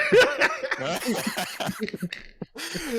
it was a good thing to talk about. But it's just as you said, it's like just because the developer dropped the support for the game doesn't mean that the community is gone. Similar to a certain Team Fortress 2, it's just like people still play the game, even though Valve gives. Like I think it was confirmed, like only 2 people are working on it, and it was just like maintenance work that they're doing. Yeah, and which is a good point to go with. It's just like it's because the developers have stopped working on the game doesn't mean that you should stop playing the game. It's just like you can still play it because people are still playing Plus R. People are still playing Rev 2. People are still playing Tekken 7. I mean, last time our whole Discord server was playing KOF 13 at like midnight. Oh, yeah. So it was a good night. Yeah, we were all playing KOF, man. It was like 10 of us, just playing KOF 13, But it was just like, yeah, so let's move on to the final question before we get into the first of 3. I actually have one more question as well. It's mostly for all of us. You can go for it, Pod. Go for it. Okay, this one's from Antigorilla, a good viewer on both my stream and on your stream, Juste. And he asked the following: I want to hear you guys talking about the future FGC and the commercialization of games that shouldn't be made for the money of it. Do you think that money and focus on aesthetics ruin fighting games for pro players? I think we need money in the scene. The scene needs to grow. Like people need to be able to make livings off of this. Like if the pro players can make millions of dollars, the commentators can make hundreds of thousands, the streamers can make thousands, like the ecosystem needs to grow. So as much as we might not like it, the trend of dumbing down fighting games to appeal to casuals is probably going to continue, and I've kind of made my peace with that. As long as they keep the fundamentals, I think that's all that's necessary, and then they can kind of do whatever they want to, whatever they need to do. And that's why I like Guilty Gear, because the fundamentals are there, and it's also it's kind of scrubby. You know, I'm not gonna lie. It's kind of scrubby, but Guilty Gear's always been scrubby, so it's in line for them. You know, it's always been kind of on some bullshit. You know, so I don't know. I'm okay with the commercialization of games. I do think there needs to be a mass marketed free to play fighting game. That's why I've been looking forward to the Riot Fighter, Project L, whatever the Well, fuck. the wider game save the FGC. Yeah, maybe Yeah. the I don't Riot know, man. Fighter. Yeah, A lot of people I feel like are riding on the coattails of that league game, and I don't think it's I don't, as much as I'd love to see like it break the momentum that fighting games have seemed to be like stopping and going and stopping and going. Kind of maybe the league game might be the game that's like a constant flow. yeah. We need a Fortnite of fighting games, honestly. Yeah, a Fortnite-esque, but I mean, like we already had like the free to play games like Killer Instinct on release, and like what's the but you know what I mean? Like when I say Fantasy Strike, Fortnite, I mean like all right, perfect example. When I was streaming Fortnite, I hated that game, right? But I was getting so many viewers for it at the time. Like I should be a fucking big time Fortnite streamer right now. I just couldn't stand playing the game, so I dropped it. And in hindsight, I probably shouldn't have. I'd be rich right now, but still, But the point is, I want something like that for fighting games. Like we need a game that's free to play, that everyone just wants to play, and that gets so big and like everyone can make a career off of it. You know what I mean? Like us video guys, we can make careers doing videos on it. You know what I mean? Doing streams on it. We can make careers commentating. Players can actually live off of competing. You know what I mean? Like we need, and the game needs to be free to play so that everyone can play it. Yeah, like Mortal Kombat did do a really good job on like making sure that the fucking marketing wasn't trash like most of the fighting games out there. AOF, I'm looking at you. Stop releasing a character that I already know is going to be in the game, and like they just did like so many right things in the game. They appealed to like a newer audience while trying to retain the people who are into it, but also trying to like bring people who are into other 2D games like Street Fighter, like maybe not as much Tekken, but like they try to make a game that was kind of universal for everybody to bring over. But I don't know, like maybe a lot of people I have heard and seen that like fighting games are being dumbed down, fighting games are being dumbed down. But I've heard that about so many fucking games in the past. Yeah, they say that, and those games end up not being dumbed down at all. When Except MK, it was definitely true for Mortal Kombat 11. That game was no. I have heard that, like I've heard that to like Moment's End. Street Fighter 5 had release, Tekken had release. Like I remember like the whole movement system when they changed over for Tekken 7. I never really played like the Tekkens like that, but seeing the difference, I'm like, it's not necessarily the games are like dumbed down, they're different. And if you can't get with the times, then you're just gonna get left behind. Whether or not if it's easier or harder. Like it brings it back Alex, to the days. one quick second. Anti-Gorilla makes a point that said, despite being MK being dog shit at a competitive level, it still is the furthest reaching, closest thing we have to like a mainstream fighting game. Because every Mortal Kombat sells somewhere between 10 and 20 million copies, easy. Yeah.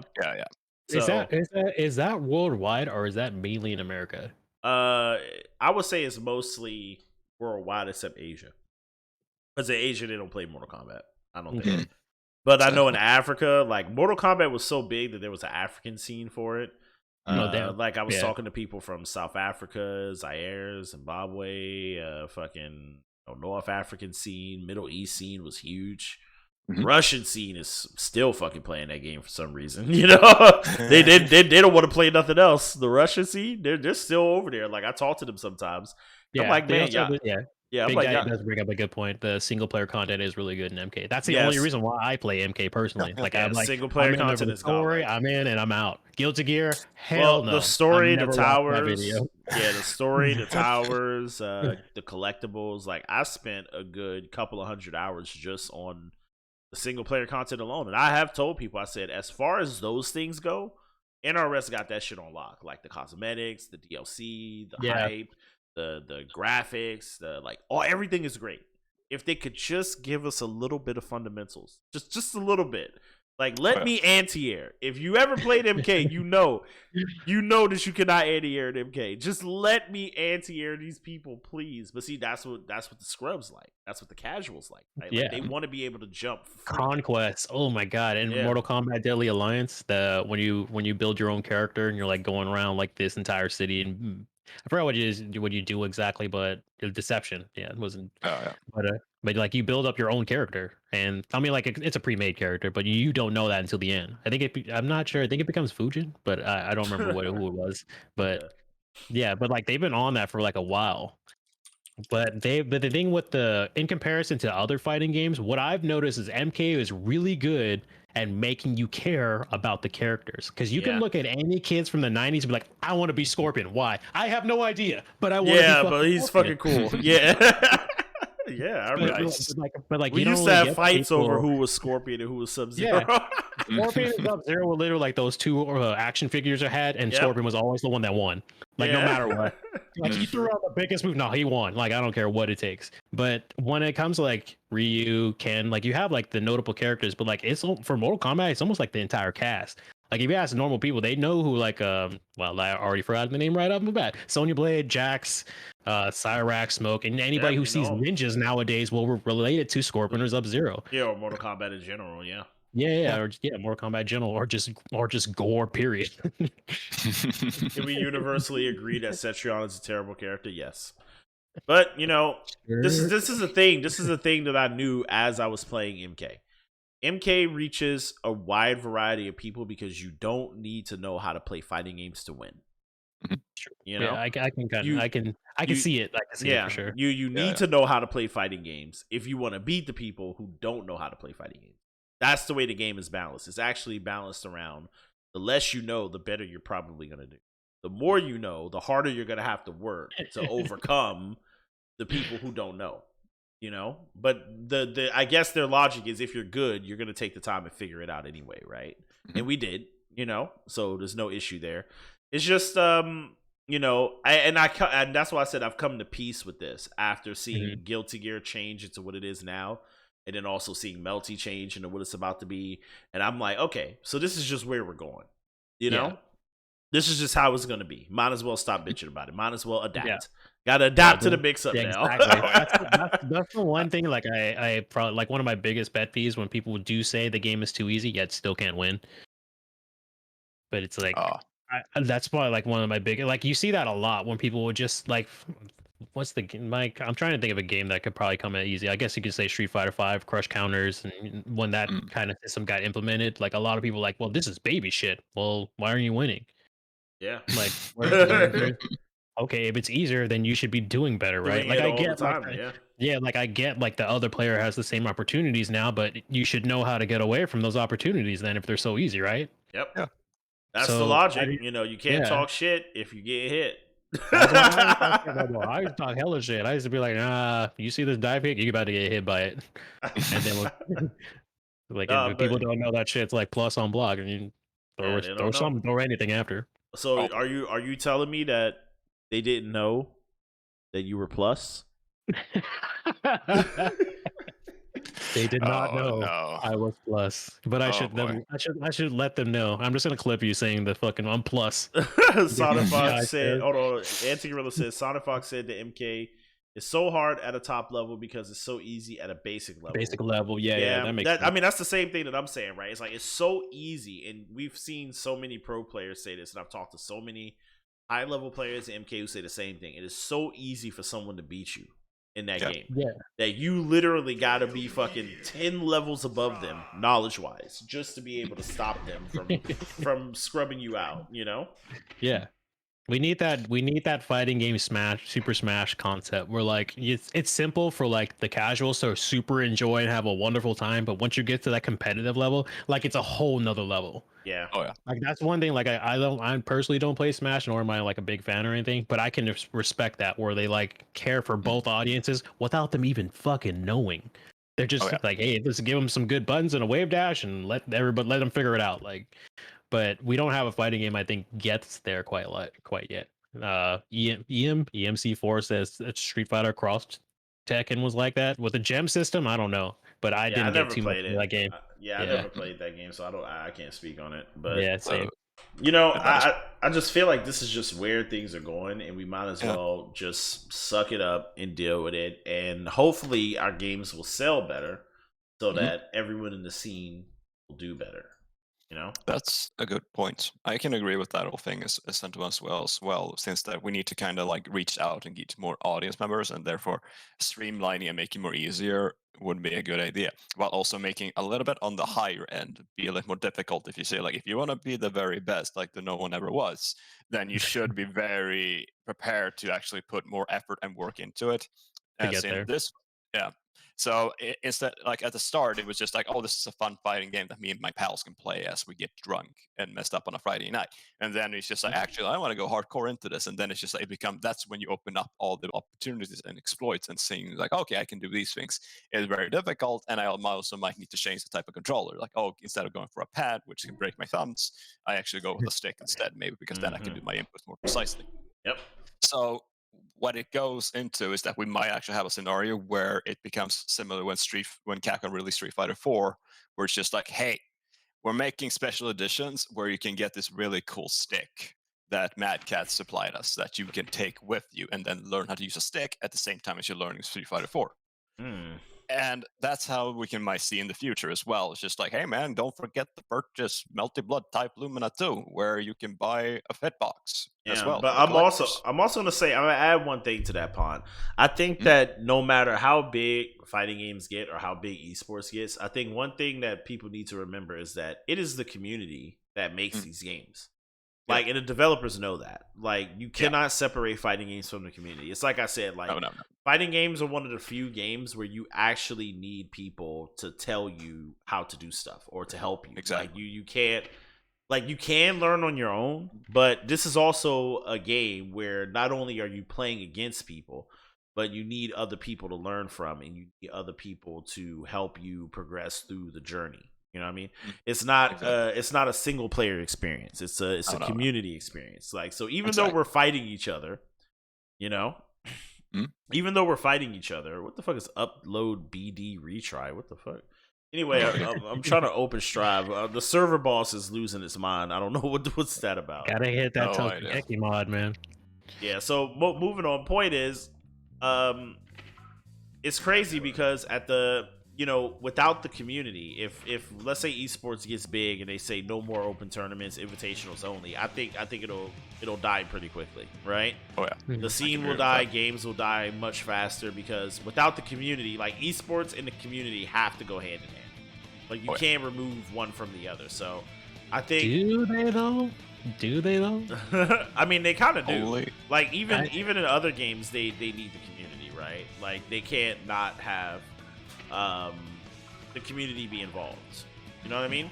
So basically, where I'm going with this is because I'm like doing multiple things at the same time. So where I'm going with this is basically that what we need to understand is that we need to create a culture in the FGC where it's one of inclusion and it's one of support and supporting people and helping people get to the level they want to get to.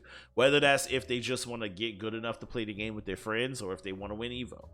You know? Like, you have to, like, we need to create a culture that's conducive to those things and not conducive to what it currently is, which I feel like is, kind of what I feel like is the old FGC that I kind of think that we should probably just let die. Like the whole toxic aspect of it, of the shit talking, the I don't like this game, don't play it, the toxicity, the spreading misinformation or telling people just do this or just do that. Like I think we should really keep a very clear culture of we're the fighting game community. We like playing fighting games. Doesn't matter what game you want to play, but if you want to play a game, here's a scene that's going to help you. Here's a part of the scene that's going to help you play that game.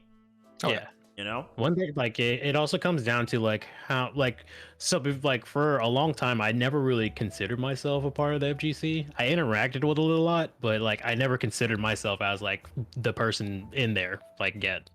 And then it also comes down to like what part of the FGC you interact with will affect on your like view on the FGC because Sure. a lot of people say like the FGC is toxic as fuck. I get that shit so much. You can see that shit like every other comment in that video, and people are just saying like, people are toxic and this and that, and I'm like, well, if you go to somebody's stream and they talk shit to you, then don't stay. Like, go to somebody that you feel good support from. Like there's no point in doing shit like that and making your experience shitty because somebody else did while you didn't have to be there in the first place. If you're playing like a shitty player who like keeps teabagging and key charging on your ass, then stop playing him and find somebody else to play with. Like, there's millions of people playing, dog. Find somebody else. Like, it sucks to see that because like I like playing fighting games because like for whatever reason, but somebody else will say the complete opposite because of the reason I like playing fighting games. And everybody's situation is different, so it's just funny to see like the transparent, like the difference in views, even if you go into the same community. Yeah, it's really weird because it's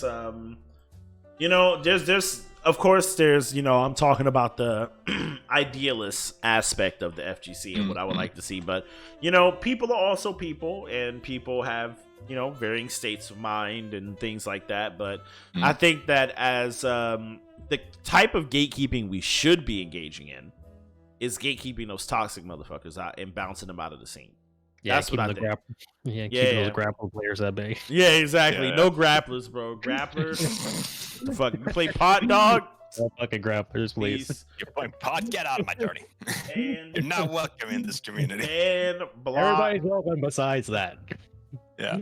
One thing that I actually thought back to as well, so we were talking about this, was actually, Alex, you talked about a little bit of a system that might actually just tell, like, hey, you got hit by these things, you got hit by that thing, you missed your Rekkas on this chance, you dropped this combo I think you were trying to do, and all that stuff. And it kind of reminds me a little bit of an MMORPG of Final Fantasy XIV. There was a mod, which is you should not be using at all, that I read about, which actually was that you can it would actually record leave. Boss is leaving. Yeah, boss plays Potemkin. He's bouncing. He's like, I guess I'll leave then. Oh man. And the best thing about it was save it into a specific file. You can go to a website, you can upload that file and then say like, what were you doing? What were your class? And then he would be like, oh, you got hit by this. Let's say we were fighting a boss, and then the game would be like, hey, you get hit by this thing constantly. You should read about it in the guide here. You missed this opportunity to do this much damage by doing these spells or these skills. And I was thinking something similar to like fighting games as well. As you said before, it's just like, hey, you missed this chance to do this combo. You found several openings where you did not punish your opponent's whiffs. Your opponent did anti-air several times in a row, trying to actually approach more of a defensive way if you're going to jump. You know what's interesting? Mortal Kombat has something like that actually, which was helpful. Yeah, they had something where they showed where you getting hit. Like they had all the different types of hits, so like lows, mids, highs, overheads, jump-ins, special, supers, and then they rated you versus how many you hit versus how many your opponent hit, and then they gave you a rating of like a matchup rating. Oh yeah. So, and I have to say it was quite accurate. Like matchups that I have 5 stars rating on, I was really good at them. In the matches where I had 3 or less, I was shit. Chat. So to clear up for the chat, because they're thinking about the Tekken replays. We're talking what I meant is like when you're in a match, right? When you're in a match and say you keep getting hit by the, let's say, fucking Wavu electric or Hellsweep or something, just like something you keep getting hit by every time. But when the game ends, like when you end up in the training session before you queue up for another match, during that time they could say, hey, you got hit by this many times, it is this frame data, and then they give you the punishment guide. Then they can that would be a sick. Yeah, that would be great. Yeah. That would be great if they notice you get hit by something. I saw like Tekken 7 has the punishment guide, but I mean, like, if they're able to tell you that, hey, you kept getting hit by this is plus. Don't hit. Yeah. Don't challenge meta on a daily basis. Like it just don't. Yeah. All right. Well, I guess that's it for the interview. Unless anyone else has any other questions. Make sure you're from now, chat. Forever keep your peace. Well, we'll do the first of 3. That'll give you guys time to formulate your final questions. So I gave both of y'all the room code. Get your bitch asses in the room. It's one that's sad. I'm fighting the communication with server boss now, so. I don't know.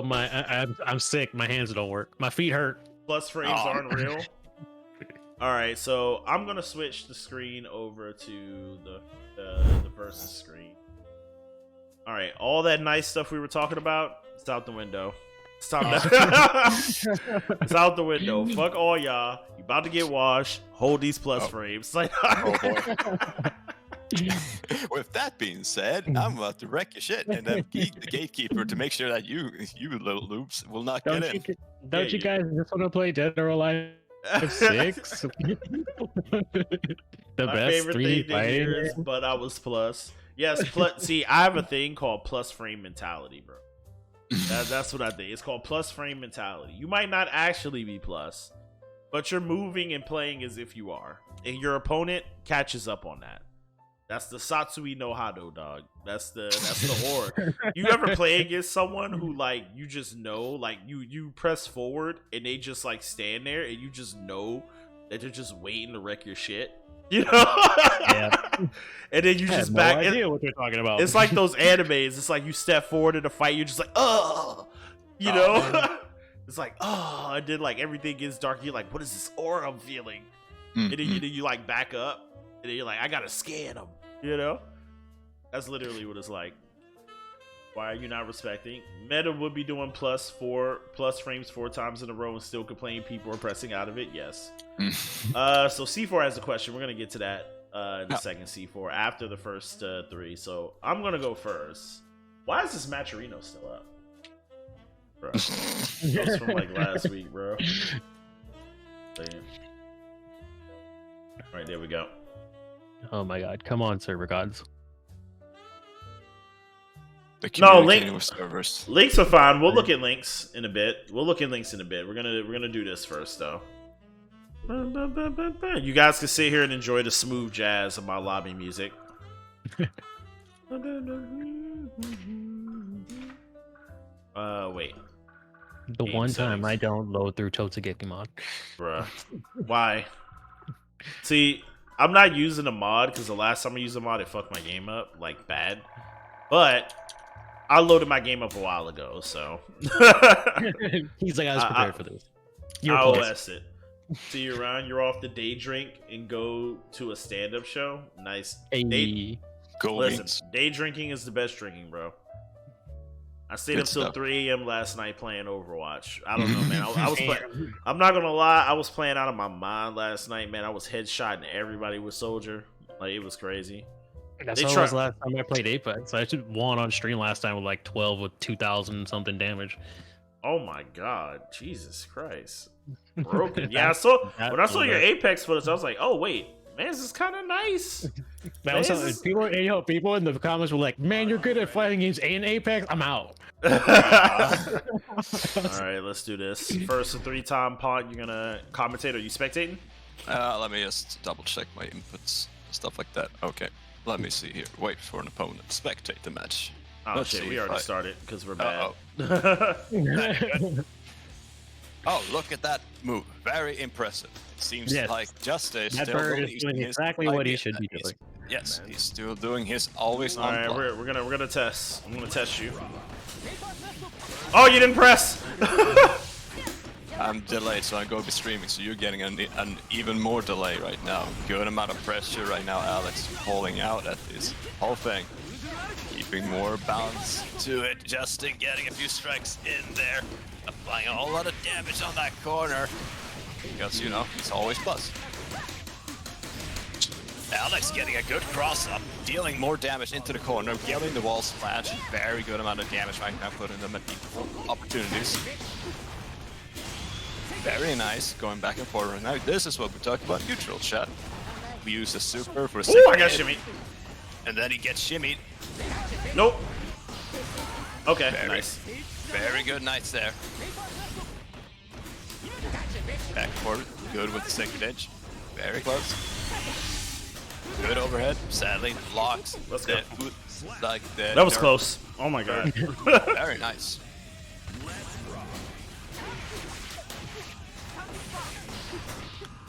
Good overhead approach right now, just applying right now. Alex Nostalgix taking a whole lot of bowling into that corner, making. Oh, he mashing? Very dangerous. Good neutrals right now. Bro, you won't let me grab you. Let me grab you, dog. I tried to grab you like 10 times. Hey, wait. Justin being very interested in getting into the grab. Man, just won't let me grab him, dog. I'm a Kai player. That's what I got to do.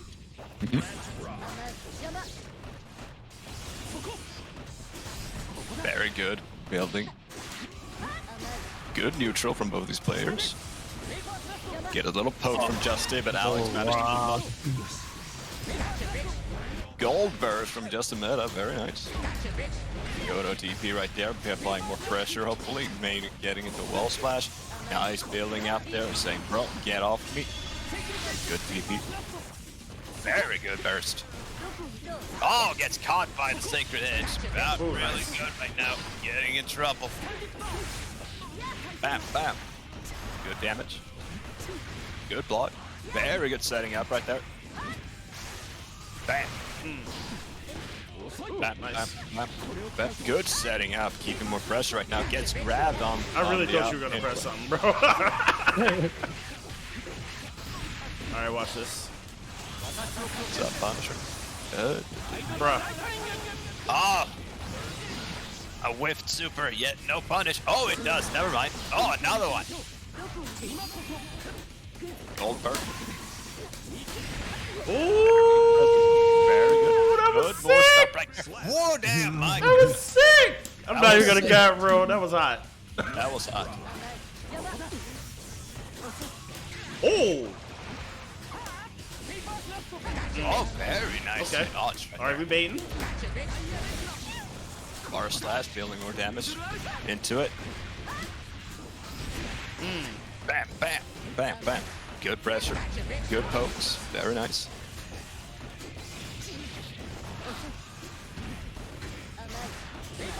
Good pressure right now. Good distancing. Alex Nostalgix is also applying here. Good blocking on a DP. Gets it through realm and cancel. Dealing more damage into it. 9 hits, 10. Very nice overhead. Bullying a little bit. Gold, loop, normal burst. Let's go. And then we have a DP. Dealing more damage. Knocking out Alex.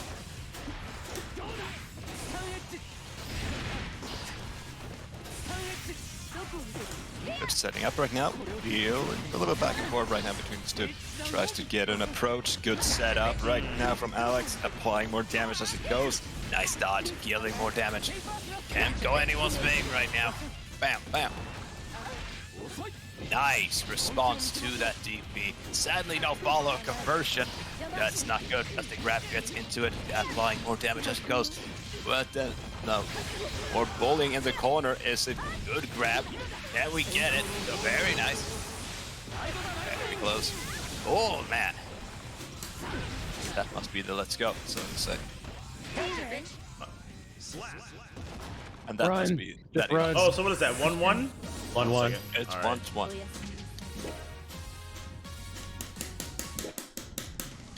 Duel 1. Let's rock. Barry going back and forth right now between these two. Good setting up with the Svea. Good pokes right now. Very good sweep. Building more damage right now. Oh.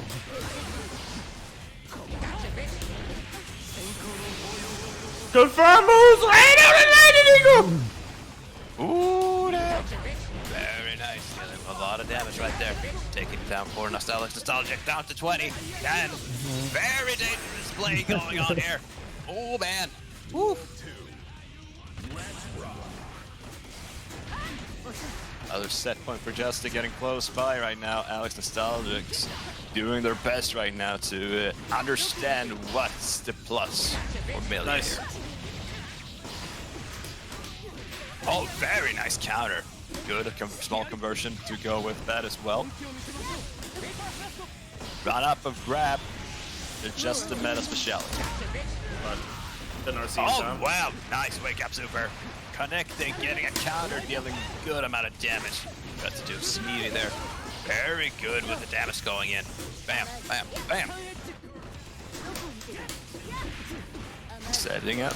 You got some more setups. Nice dodge right there from Alex. Let's Getting go. some poke in. I'm going home. I don't want to play anymore. You guys smell. I'm out. Alright. Duel 1. Let's rock.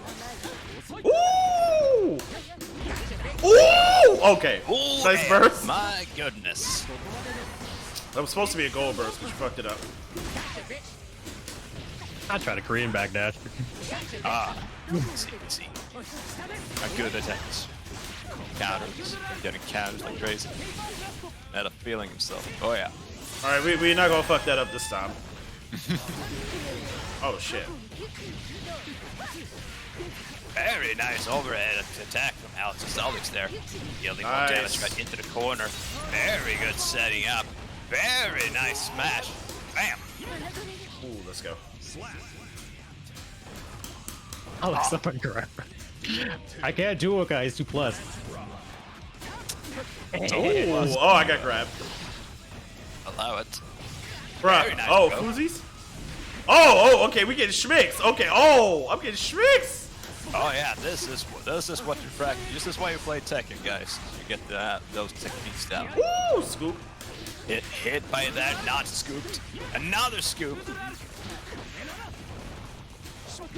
Very dangerous game right now. Through the arc. Applying more pressure. Combos. Oh, boy. Very nice. Good red Roman cancel. Rhino! Wake up super. Oh man. This is gonna hurt. It's about to shoot. Alright, GG's. GG's. Just pop busted the cartwheel, dude. That is what Ball Sauce does. Alright, GG's. That was very fun. We should definitely play more. I have like hardly any Billy matchup experience. I was low-key getting schmicks. I'm not even gonna cap. I'm like, I think this will work. I'm just gonna throw it out. Oh, let me make sure I'm spectating. Alright. Yeah, I was low-key getting schmicks. I'm not even gonna front. Alright, Ponteronten versus young Alex Ponteronten. I'm like looking at the levels. I'm like, oh boy. Yeah, Pont playing Stride, bruh. I barely played this game. My level's like 150. Pont You says barely he. play this game. That shows what's happening, man. Actually, Pont says he actually- doesn't play this game. Actually, true story. I actually installed the game again as we were having an interview. Yeah, So it was exactly. perfect timing. Bro, you just installed the game again during the interview? Yo, that's that Yeah. Swedish internet. Nice burst from Alex Nostalgix. Gonna set up those tandem tops. Trying to go for the mix-up, but Ponteronten's not having it. And there is the overhead to start us off. Alex Nostalgix has a lot of meter. What's he gonna do with it? We got some nooch being played. And that's gonna be a full screen super and kicks the bomb over. Jumps over. Nice counter hit as well. Only Millie I see using Lust Shaker, bro. Lust Shaker's broke. Duel 2. Let's rock. Oh, big hammer out right now. Is gonna catch Alex, still not blocking that overhead. Bombs are out. Pont's getting god tier RNG right now. Gets double exploded. Right now, Stark's looking for a way to get in. Gets a nice counter hit, but gets hit with the bomb. Another counter hit. Ooh, nice straight hits. Big counter hits right now from Alex Nostalgix. Gets counter hit after counter hit. Is going to confirm it. Oh man. Oh my god, doing work with the hair card, bro. What the fuck?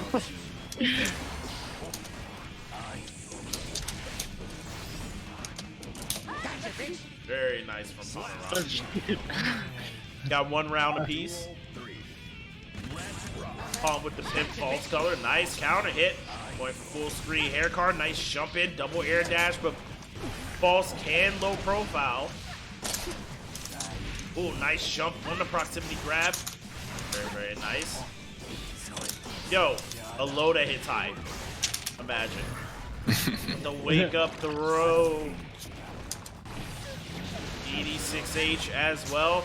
This could be game, maybe. Nope, no wall bounces. Nice super into hair card. Doesn't pick up the trumpet though. Nice jump dust. Alex cannot afford another hit. There it is. Somebody gave me a loan for another hit. Bank said they're all out of hit confirms. Understandable. Have a good day. All right, what's the play right now? Pawn is going to try to go for the zoning approach here.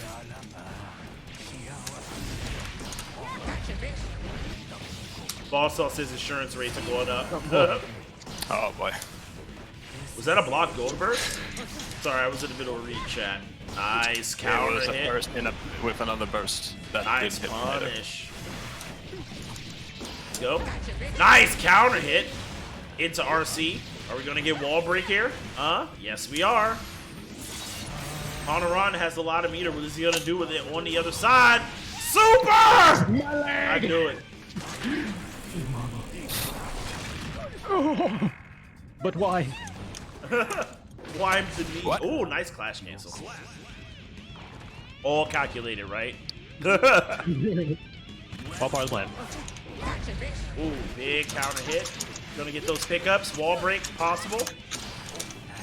Oh, nice counter hit again. This should definitely wall break. And there we go. Ponteronten has access to burst again. What is he gonna do with it? Very nice bomb bag. Trying to return to the zoning. Nice burst to get the corner as well. Super. Is that gonna punish? That is safe, so it's all good. Another bomb bag, another jump, and a punish. Oh no! The one is super, but Dash harder, bro. That should be a punish. Oh, no punish in the 6B! Ponteronten has a whole lot of meter right now. Gets the trumpet. Pawn's gonna have to jump. Blocks everything. Hits the YRC for some added defense. Hair car out of there.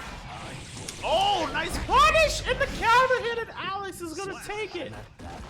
1-1.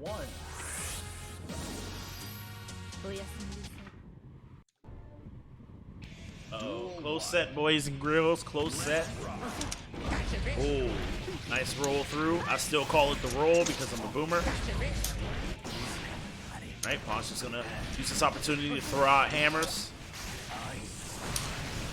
Ooh, nice counter hit. Gets the confirm as well. And the corner takes his burst away from him as well. But Pawn with the successful anti-air. Alex says, none of that, bad boy. And Pawn says, hold this needle. That's a punish. Phantom top mix up. Got those? Yes, we do. Police report came in. Turns out it wasn't your fault. Looks like you got approved for those hit confirms. Ooh, nice punish from Pawn. Gets the pogo. Gets to throw out more items. Ooh, nice double counter hit. Corner, but Pawn with the wake up 5K. Into the sweep. Snipes the backdash. Got little mini falls hanging out there. You got to watch out for him. He is on a murder spree. Jump S is unfuckwittable. Nice cross up. Pawn trying to go for some jump cancel shenanigans. And there it is, the jump dust. And Pawn is going to take this round, try to put himself in a 2-1 situation. Round start B from false is also unfuckwittable for some reason. I don't know why. Very nice hard knockdown into meaty proximity grab. Give Millia that afro. She's got a lot of hair. Pawn mixing up his jump cancel options, not following up with bomb bag, and there you go. And there is the Bad Moon combo. Into the corner pickup. Into the wall break. Positive meter bonus now for Alex Nostalgix. No! And the wake up super again! Yo, Ponteronten out here churning butter, boy.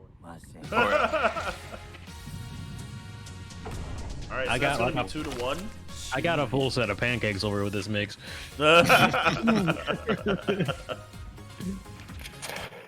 Bad Moon is Bad Moon. Bad moon is bad moon. That is Wait, not was me. that 3-1? Was that it already? Oh, I thought it was first to 2. Oh yeah, I have it set the first to 3. Oh, okay, then I'll try next.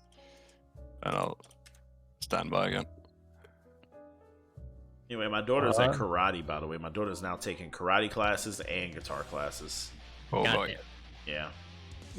I don't It's know. gonna be a My daughter likes fighting games too, but she only wants to mash right now. So I tried to, like it's only a matter of time. yeah, I tried to teach her how to do a Hadoken. She didn't want to do that. She just wanted to press all the buttons and get super. I was teaching her Street Fighter. It was really funny. Ooh, misses the throw on the roll through. Nice block from Ponteronten. That disc almost gets punished. Very nice counter hit. Takes his burst as well. See, this is an absolute win for Alex. Nice roll through the scalpel. Nice counter hit as well. Super for the plus who frame moves. He's plus, Bot. You should know this. He's plus. Bro, I don't even play this game. I just installed it today. Okay, PRC shenanigans. Tries to snipe him with the dust. Only I get hit by that pawn. You know this. Nice. Jump S. Jump S is such a good button, familiar. Duel 2. Let's rock.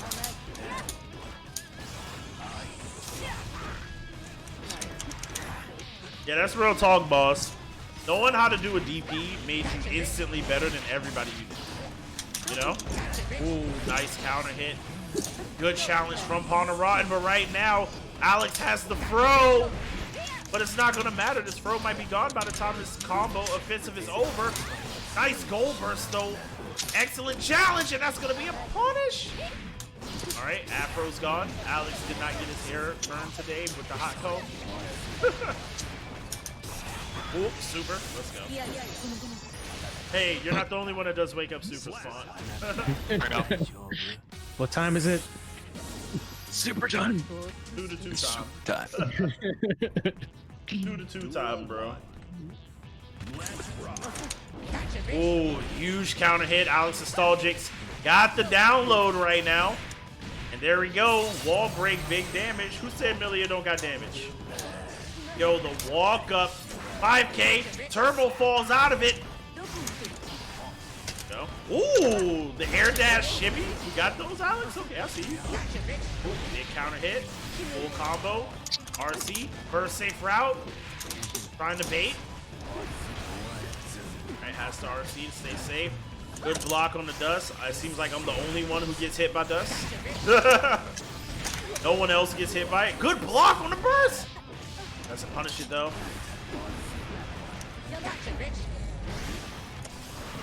Big mix up right here. The Milia Vortex on knockdown.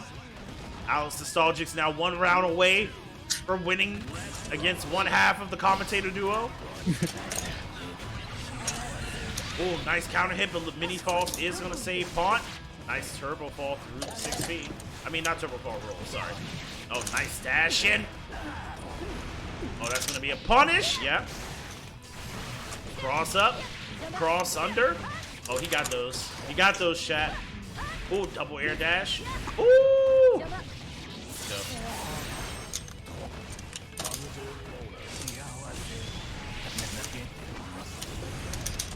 Gotta go in on those. We go in on those. Nice. There it is. 3, 2, The sweat across my brow. Bro, Mans is actually listening. Not even a joke. Damn. Oh man, those are fun games. GG's. Those were very fun. Very fun games. All right, so C4 did have a question. Let me see what it was. Let me see. I got it here. Okay, cool. So, why do you think it's important to help people learn fighting games outside of the in-game tutorial? Isn't that punishing a casual to being better than they want to?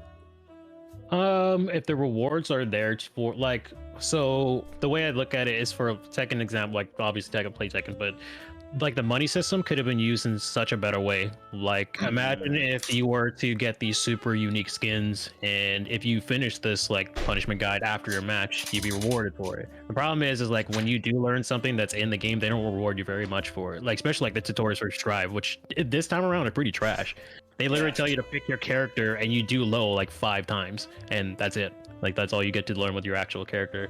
So I feel like it's important to kind of bring that up so it lets a player like not only learn about the game, but they're able to say if they see that by a different character and they're like, oh wow, a down forward 2 is universal, or down forward 1 is universal. Okay, then they can apply it to different characters, and from there they can get into the, do I want to keep learning, or can I just stop here, or I could just learn it for this matchup. It just gives like the player a little bit more options to figure out where they want to go in the game. I like that answer a lot. Yeah, definitely the money system. I agree with you 100%. Definitely could have been used better. Like, it's fine to unlock cosmetics with it, but the whole like unlocking part of it is just you fishing. You don't really have a connection to what you're. It's just a way to spend the currency. It's not really well thought out. Yeah, like Mortal Kombat did it pretty well. Yeah, like you earn the in-game currency and then you can use it to buy like limited edition skins or skins that you had to pay for, but you know what I mean, stuff like that. I don't know. Your idea is a good idea. Definitely give us something more to do with the money. Yeah, just give the players a little bit more reward for learning things. That's what I think that should be a good idea as well, and also might also help to sound like, hey, you did this well. And we also saw, like, for instance, Strive. It's just like, oh, your techniques were just amazing. Oh, your offensive was amazing. But what adds into these things? Is it whenever time I run forward, does it add to my offensive? Is it every time I block successfully, it adds to my defensive? What is it? Yeah, I agree with that. I need help. Like, I saw that and I was like, it's good that they're giving you like a graph, but like, the only way you're gonna find out what buffs the graph or not is by playing the game and like doing stuff. So I noticed, but see, then that's antithetical to the whole like encouraging casuals thing, because they're not gonna do that, right? You know? But you want to at least give them a road to do that if they want to. Yeah, it should definitely be explained, like offense raises if you do X, defense raises if you do X, like heart raises. Yeah, you know what I mean. And it doesn't have to, it could be something they could turn on or off. It's not something that every player has to like deal with every time they load up. Here's a lighter. I sound right there at the house. All right. Oh yeah. Sorry. But like Strive was like so close. Like what caught me off guard was the first time I recorded one of my matches, and I was like, oh, let me go to my match to see what I fucked up on. And the first thing was recommended was a replay of that match of a different player.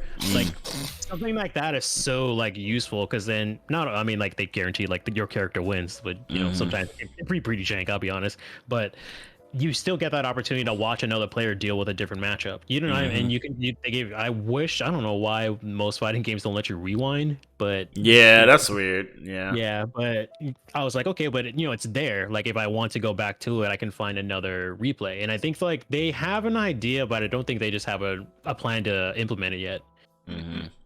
Yeah, I mean, fighting games are definitely lacking in the feature department. That's something I've said time and time again, that if it's one thing that fighting games definitely need to get on par with other games, like if we're talking about other esports like Siege or whatever, because I played a lot of Siege before I played fighting games, is that like the features, the training mode, the everything is set up to push you into that direction. You know what I mean? Yeah. It's not hard to go from casual to like top level player in Siege. It's very clear. They tell you like, this is the training mode. Go in here, learn how to click heads, get a team, coordinate, give info. Like, it's very, very clear. But in fighting games, the process is not clear. And I think it's because no one really understands the process, Because the process is so personal. So, like, how do you turn that into, like, a gameplay system, A lot of games, too, like, when it comes to fighting games, in relation to other games, I don't know how maybe it's just because of the genre, but like most FPSs nowadays, especially like the big ones, don't have a story mode. Yeah. Oh yeah. Like you look like at Apex Legends or Fortnite, like those are the biggest games, but they're just like you play everybody else. That's it. Yeah. But like how do they get players in? They give you unique skins and stuff, but like also like there's only so much you need to learn in a FPS. Yeah.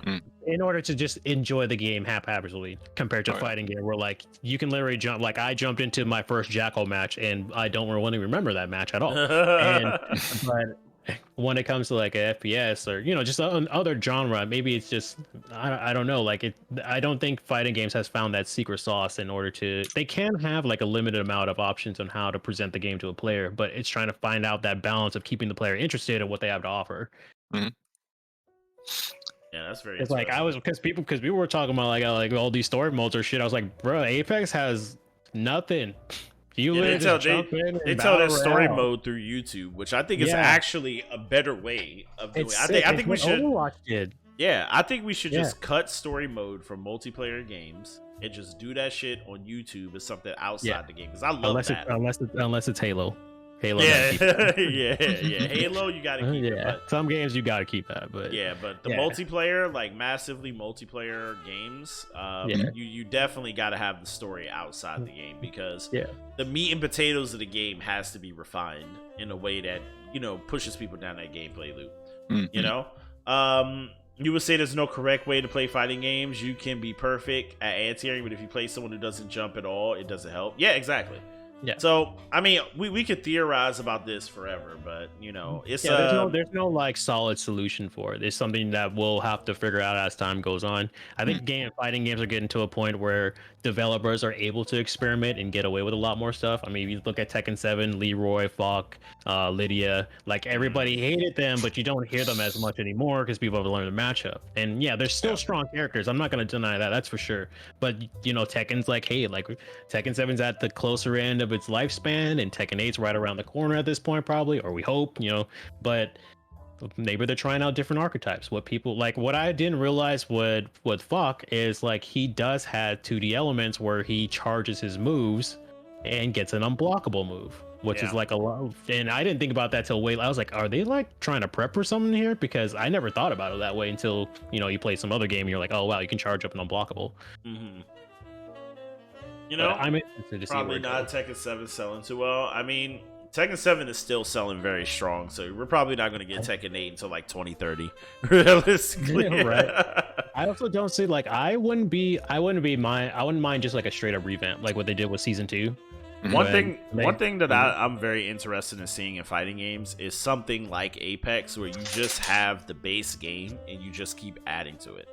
No more 1, 2, 3. This expansion, that expansion. Is just this is the game, and this is the game in perpetuity, and we're just gonna keep balance changing it. Yeah, Tekken is that game right now too. Yeah, exactly. Yeah, Like, and, Tekken and does it's that. weird. It's weird because I feel so man, fuck COVID, god damn it. 'Cause Yeah. fucking Tekken, dude, was on such a upward was trajectory popping that was off, out yeah. of this fucking Oh, yeah. world. Because they had the Tekken World Tour ready in the city, like in my area, in 2 different places. They had the finals being in New Orleans, so like a couple of guys in the Discord and like we were gonna meet up and shit and get ready to go down and like train and all this bullshit, but it just like totally kicked that out the window. So it made it up to the developers to see, hey, like where do you want this game to go now? Because you don't have us to rely on to be beta testers for everything you put out. Yeah. And you're gonna have to listen to the toxic world that is social media, not just Twitter, but like everybody. Yeah, like everybody's gonna be nitpicking it because it's all we have. Well, I would say one of the good things is that the fact that COVID is, well, at least everywhere except America, going down. And America is going up, but y'all don't give a fuck. Y'all open it up Certain anyway. areas, So. California is like, if you go anywhere without a vaccine, we're gonna find you. Like they're cracking down over here, but Yeah, I mean, Yeah. I'm American. I live in France, but like over here, like it's starting to like not really be so much of a thing anymore. Yeah. And in many parts of the world, it's also starting to not be a thing. But like definitely in America, it's still definitely even worse of a thing. But I guess they don't care anymore. Now it's just kind of like fuck it. Let's go to Coachella. Let's go to Coachella. Fuck it. Yeah. Like who cares? But yeah, all I that know to say that all that to say that like the events are coming back, right? But I do Yes. think the FGC has fundamentally changed, and I think that online should be seen, should be taken a little bit more seriously, especially if every game is going to have rollback from now on. Like, there's no excuse. Like, online should be equivalent to offline, in my opinion. Wow. Yeah, at this point, it's like if your game comes out with no rollback, it's going to be DOA for sure. There's no way around it at this point because we got so many good games that have good implementations. KOF again, don't fuck this up, and Melty Blood. I hope the best thing for them as well. But I'm gonna believe SNK when they say they got rollback. I believe people who say they have rollback, but Street Fighter V also said they had rollback, and that shit is the shittiest tier of rollback. But you know, I just don't. I hope that rollback is going to be equal across multiple games. I mean, they have Code Mystic, so you know, I don't think they're even in capacity to fuck it up. So yeah. But hopefully things go well with KOF. I'm interested in playing Melty Blood. I've never played any anime fire other than Guilty Gear for the first time, so it's gonna be pretty interesting to. Well, I guess cross tag battle, but that's Marvel, so. Yeah, we'll be playing Melty as well, so you know you can count on at least this channel to provide the tech. I'll be doing what I do, which is going in, labbing everything, figuring everything out, and then never playing the game and then reacting to YouTube videos again. That's the way to go, man. That's the way to go. You know, but honestly, I'm gonna keep it real. The most favorite part of a fighting game for me is practice mode. Like I don't know why. I love just being in a lab and just doing stuff. I only have have 3 letters that remind me of. No, is it 3? 4 letters that remind me of trading mode, and it had the best time in it. Maximum every time. No matter how many times, like that shit. Like play Marvel vs. Capcom trading mode is like one of the best fighting games. Period. Yeah, I'm telling you. You could just have so much fun and just like have, you know, like try every character and what kind of crosses you can do. Like that shit was so orgasmic. I'm telling you. Yeah, we gotta spread the awareness that training mode is actually fun. You know, nothing to fear. It can be fun. It's gonna be hard, but we have to champion it somehow. Yeah. And that's actually one of the things that you actually appreciate with a good feature list. Is that like it's an actual training mode. You can set things up how you wish it to be. If you want your opponent to, if you want the dummy to actually do something on the moment I restart the scene, then he'd be like, oh, I'll do a jump, and then I immediately do a wake up DP or something like that. Or every time I get knocked down, it's a wake up DP and something like that, which adds really good value because Guilty Gear Strive does that really well. It's just like, oh, what should this dummy do when he wakes up, or rather when he gets off the ground? Immediately do a wake up reversal. Yeah, I find that so fascinating. Is there any other questions or any other topics you want to touch on, Pomp, before we end this PogCast? What would make a good training session? Or track section, rather. Because back in the days, the training modes, well, now we're into the subject. Might as well go for a little bit. Now, back in the day, it was just like, there's a training mode. What do you want to do? It's like, oh, here's some data, like how much damage you did, the input you did. But it didn't really like give more like options to your dummy, so to say, for one of those things. Or that if you had to reset the whole thing, you need to actually like either push the opponent back to center again, and then think like, okay, here's round start approximately.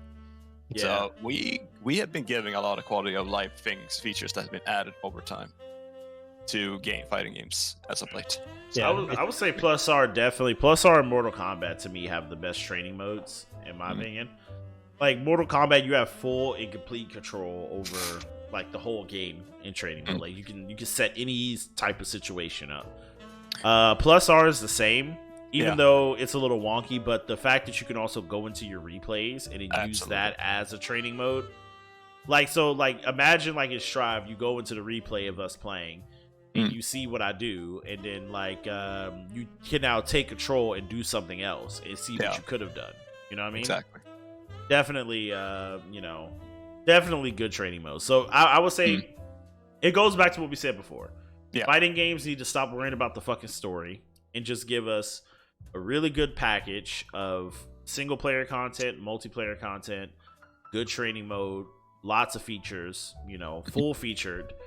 I think if fighting games start focusing on that and leave the story part like to YouTube to tell it through like videos, animated shorts or whatever. You still need to give like people an attachment to a character they find cool. Oh yeah.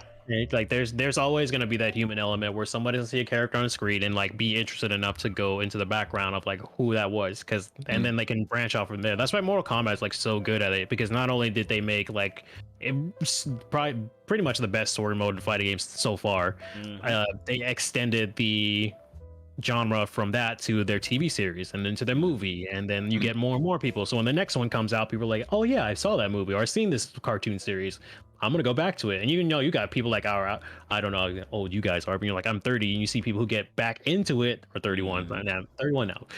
You Yeah, get we people boomers, dog. you get people that see it again later on. They're like, "Oh shit! Like I used to play that game, or I remember that character." And then they get back into it, and then like like we're at that age now where like kids don't know what the fuck Mortal Kombat is up until now, or like Street Fighter 5 is their first fighting game, or Mortal Kombat 11 is their first fighting game. Like or Smash Brothers. yeah, exactly. Like we're starting to get into that era where like the games we consider like newer, Street Fighter 4-ish era or 5-ish era, are gonna be people's first games into the genre. Yeah, it's gonna be their boomer games, you know. Yeah, it's gonna be their boomer games. We're gonna be like, you want to talk about boomer games? Let me tell you something, little game called Clay Fighters. Oh my god, I love Clay Fighters. That actually goes into like Nickelodeon All Stars Brawl as well, because then they're using like cartoon characters to actually invite people to like, hey, you want to play this game, as well as not only to take like the newer type of series, they also take like the old series. I was just like Cat Dog. I was like, wow, Yeah, like that was far. yeah, they went way back for Nickelodeon. Like they got the new characters that everybody likes. Like my kids know about the Loud House and they know about SpongeBob and stuff. But what got me was Cat Dog and Nigel Thornberry and Toastman and like all the old characters. And I'm like, oh, I see what they're doing here. They're trying to get the parents and the kids. That's a good move. That's a good way to do it. Yeah, Nintendo has like video game characters, everyone wants it, and they have like this more casualized level. Therefore, they remove like things. Yeah, like they have the IP to do it. Like they have such a wide range of characters that they can choose from. Yeah, but see, like what's even so crazy about the Nickelodeon game is that they're also appealing the fighting game side of me, because we saw the gameplay trailer of like where they explained all the mechanics of the game. You could tell the person who was talking about it, the developer, was clearly a fighting game fan. Because he was like, if you can wave dash, you can cancel into anything, you know. And I'm like, bro, this guy definitely plays fighting games. He understands, like only a fighting game player will understand the implication of into anything, you know. Like they just made Slap City too. Yeah, exactly. So you know, I'm definitely interested in playing it because it's very clear from their marketing that this isn't just like a cash grab to get to smash people. It is a cash grab, but it's a cash grab with good fighting game underneath, you know. So I can actually and it's on every system, and I hope it's crossplay. It might be. I hope so. Yeah, and they were talking about it. And I might actually share something a little bit. So the people who works on it, I forgot their name again, but one of those guys that worked on Slap City and so on and so forth, he is known by Daniel Remar. He makes some really cool games on his own sometimes, and I happen to bump into him every once in a while when I studied my bachelor's, and I was part of a gaming club over there. He would mostly show up and then look at people playing fighting games, and he would also play a few mad games as well. So nice. I can tell you from my experience of seeing him, it's just like he knows his stuff with fighting games, so you don't have to worry about just people just coming out of nowhere. It's just like, I don't know what a fighting game is. Is that one of those boxing games for the Nintendo Entertainment System where you fight Mike Tyson at the end? So he's like literally like the IRL lurker. He's like, I'm gonna save all this shit from when I make all this game, and when I see it, I dare you to hit me with it. But yeah, man. I mean, this has been probably one of the coolest interviews we've done. I could actually sit here and talk to you all day, but we do actually have to end it at some point. Oh yeah, because we're just keep going and going and going. It's easy when you talk to people who are like in the same interest as you, and you just keep you're able to just like tack on and tack on and tack on and tack on and tack on, and then you roll into the next topic and top on. It's always fun to talk to people about that, because like growing up, like you're kind of like when I was younger, I was kind of the outcast because I was the only one that really wanted to get good at games, and everybody's like, whatever, fucking you'll never be anything. And then now now they see the Fortnite fucking pot bonus, and I'm getting texts like, hey, you still playing games? Like, oh yeah, it wasn't shit, huh? Yeah, exactly. No, that's how it was. Everything that was that I got bullied for growing up is just like mad cool now. Now it's all cool it's cool to be a nerd. yeah, I've seen all my bullies now dressed up like how I was dressing back in the day that I used to get made fun of for. So it is what it is, man. But that's how it works. Yeah. But we gotta call it because we do have a tournament tonight. Strive PC Fight Night number 50, whatever. We've done so many PC Fight Nights, but this is I think it's like 56 or something. Anyway, exclamation point tourneys in the chat. If you guys want to sign up for it, it's going to be at 8 p.m. my time. So it's 11, so that's like 9 hours from now. Okay. So you guys got time, wash your face, wash your booty, practice. You got plenty of time. Strive again. Yeah, install Strive. You got plenty of time to reinstall Strive if you say fuck this game. I'm going back to plus R,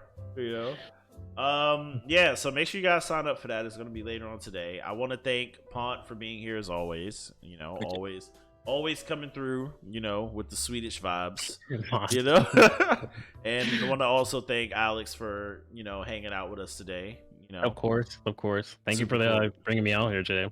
No problem. We got to run the set. I know you like to stay up, so one of these days when I'm not reacting, or even if I am reacting to some bullshit, just roll up and let's do some games. Yeah, I'm down.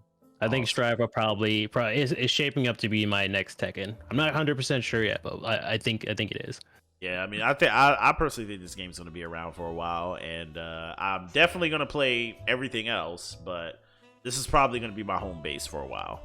Kind of like how MK was my home base, but I played around and messed around with a little bit of everything. Yeah. Mm-hmm.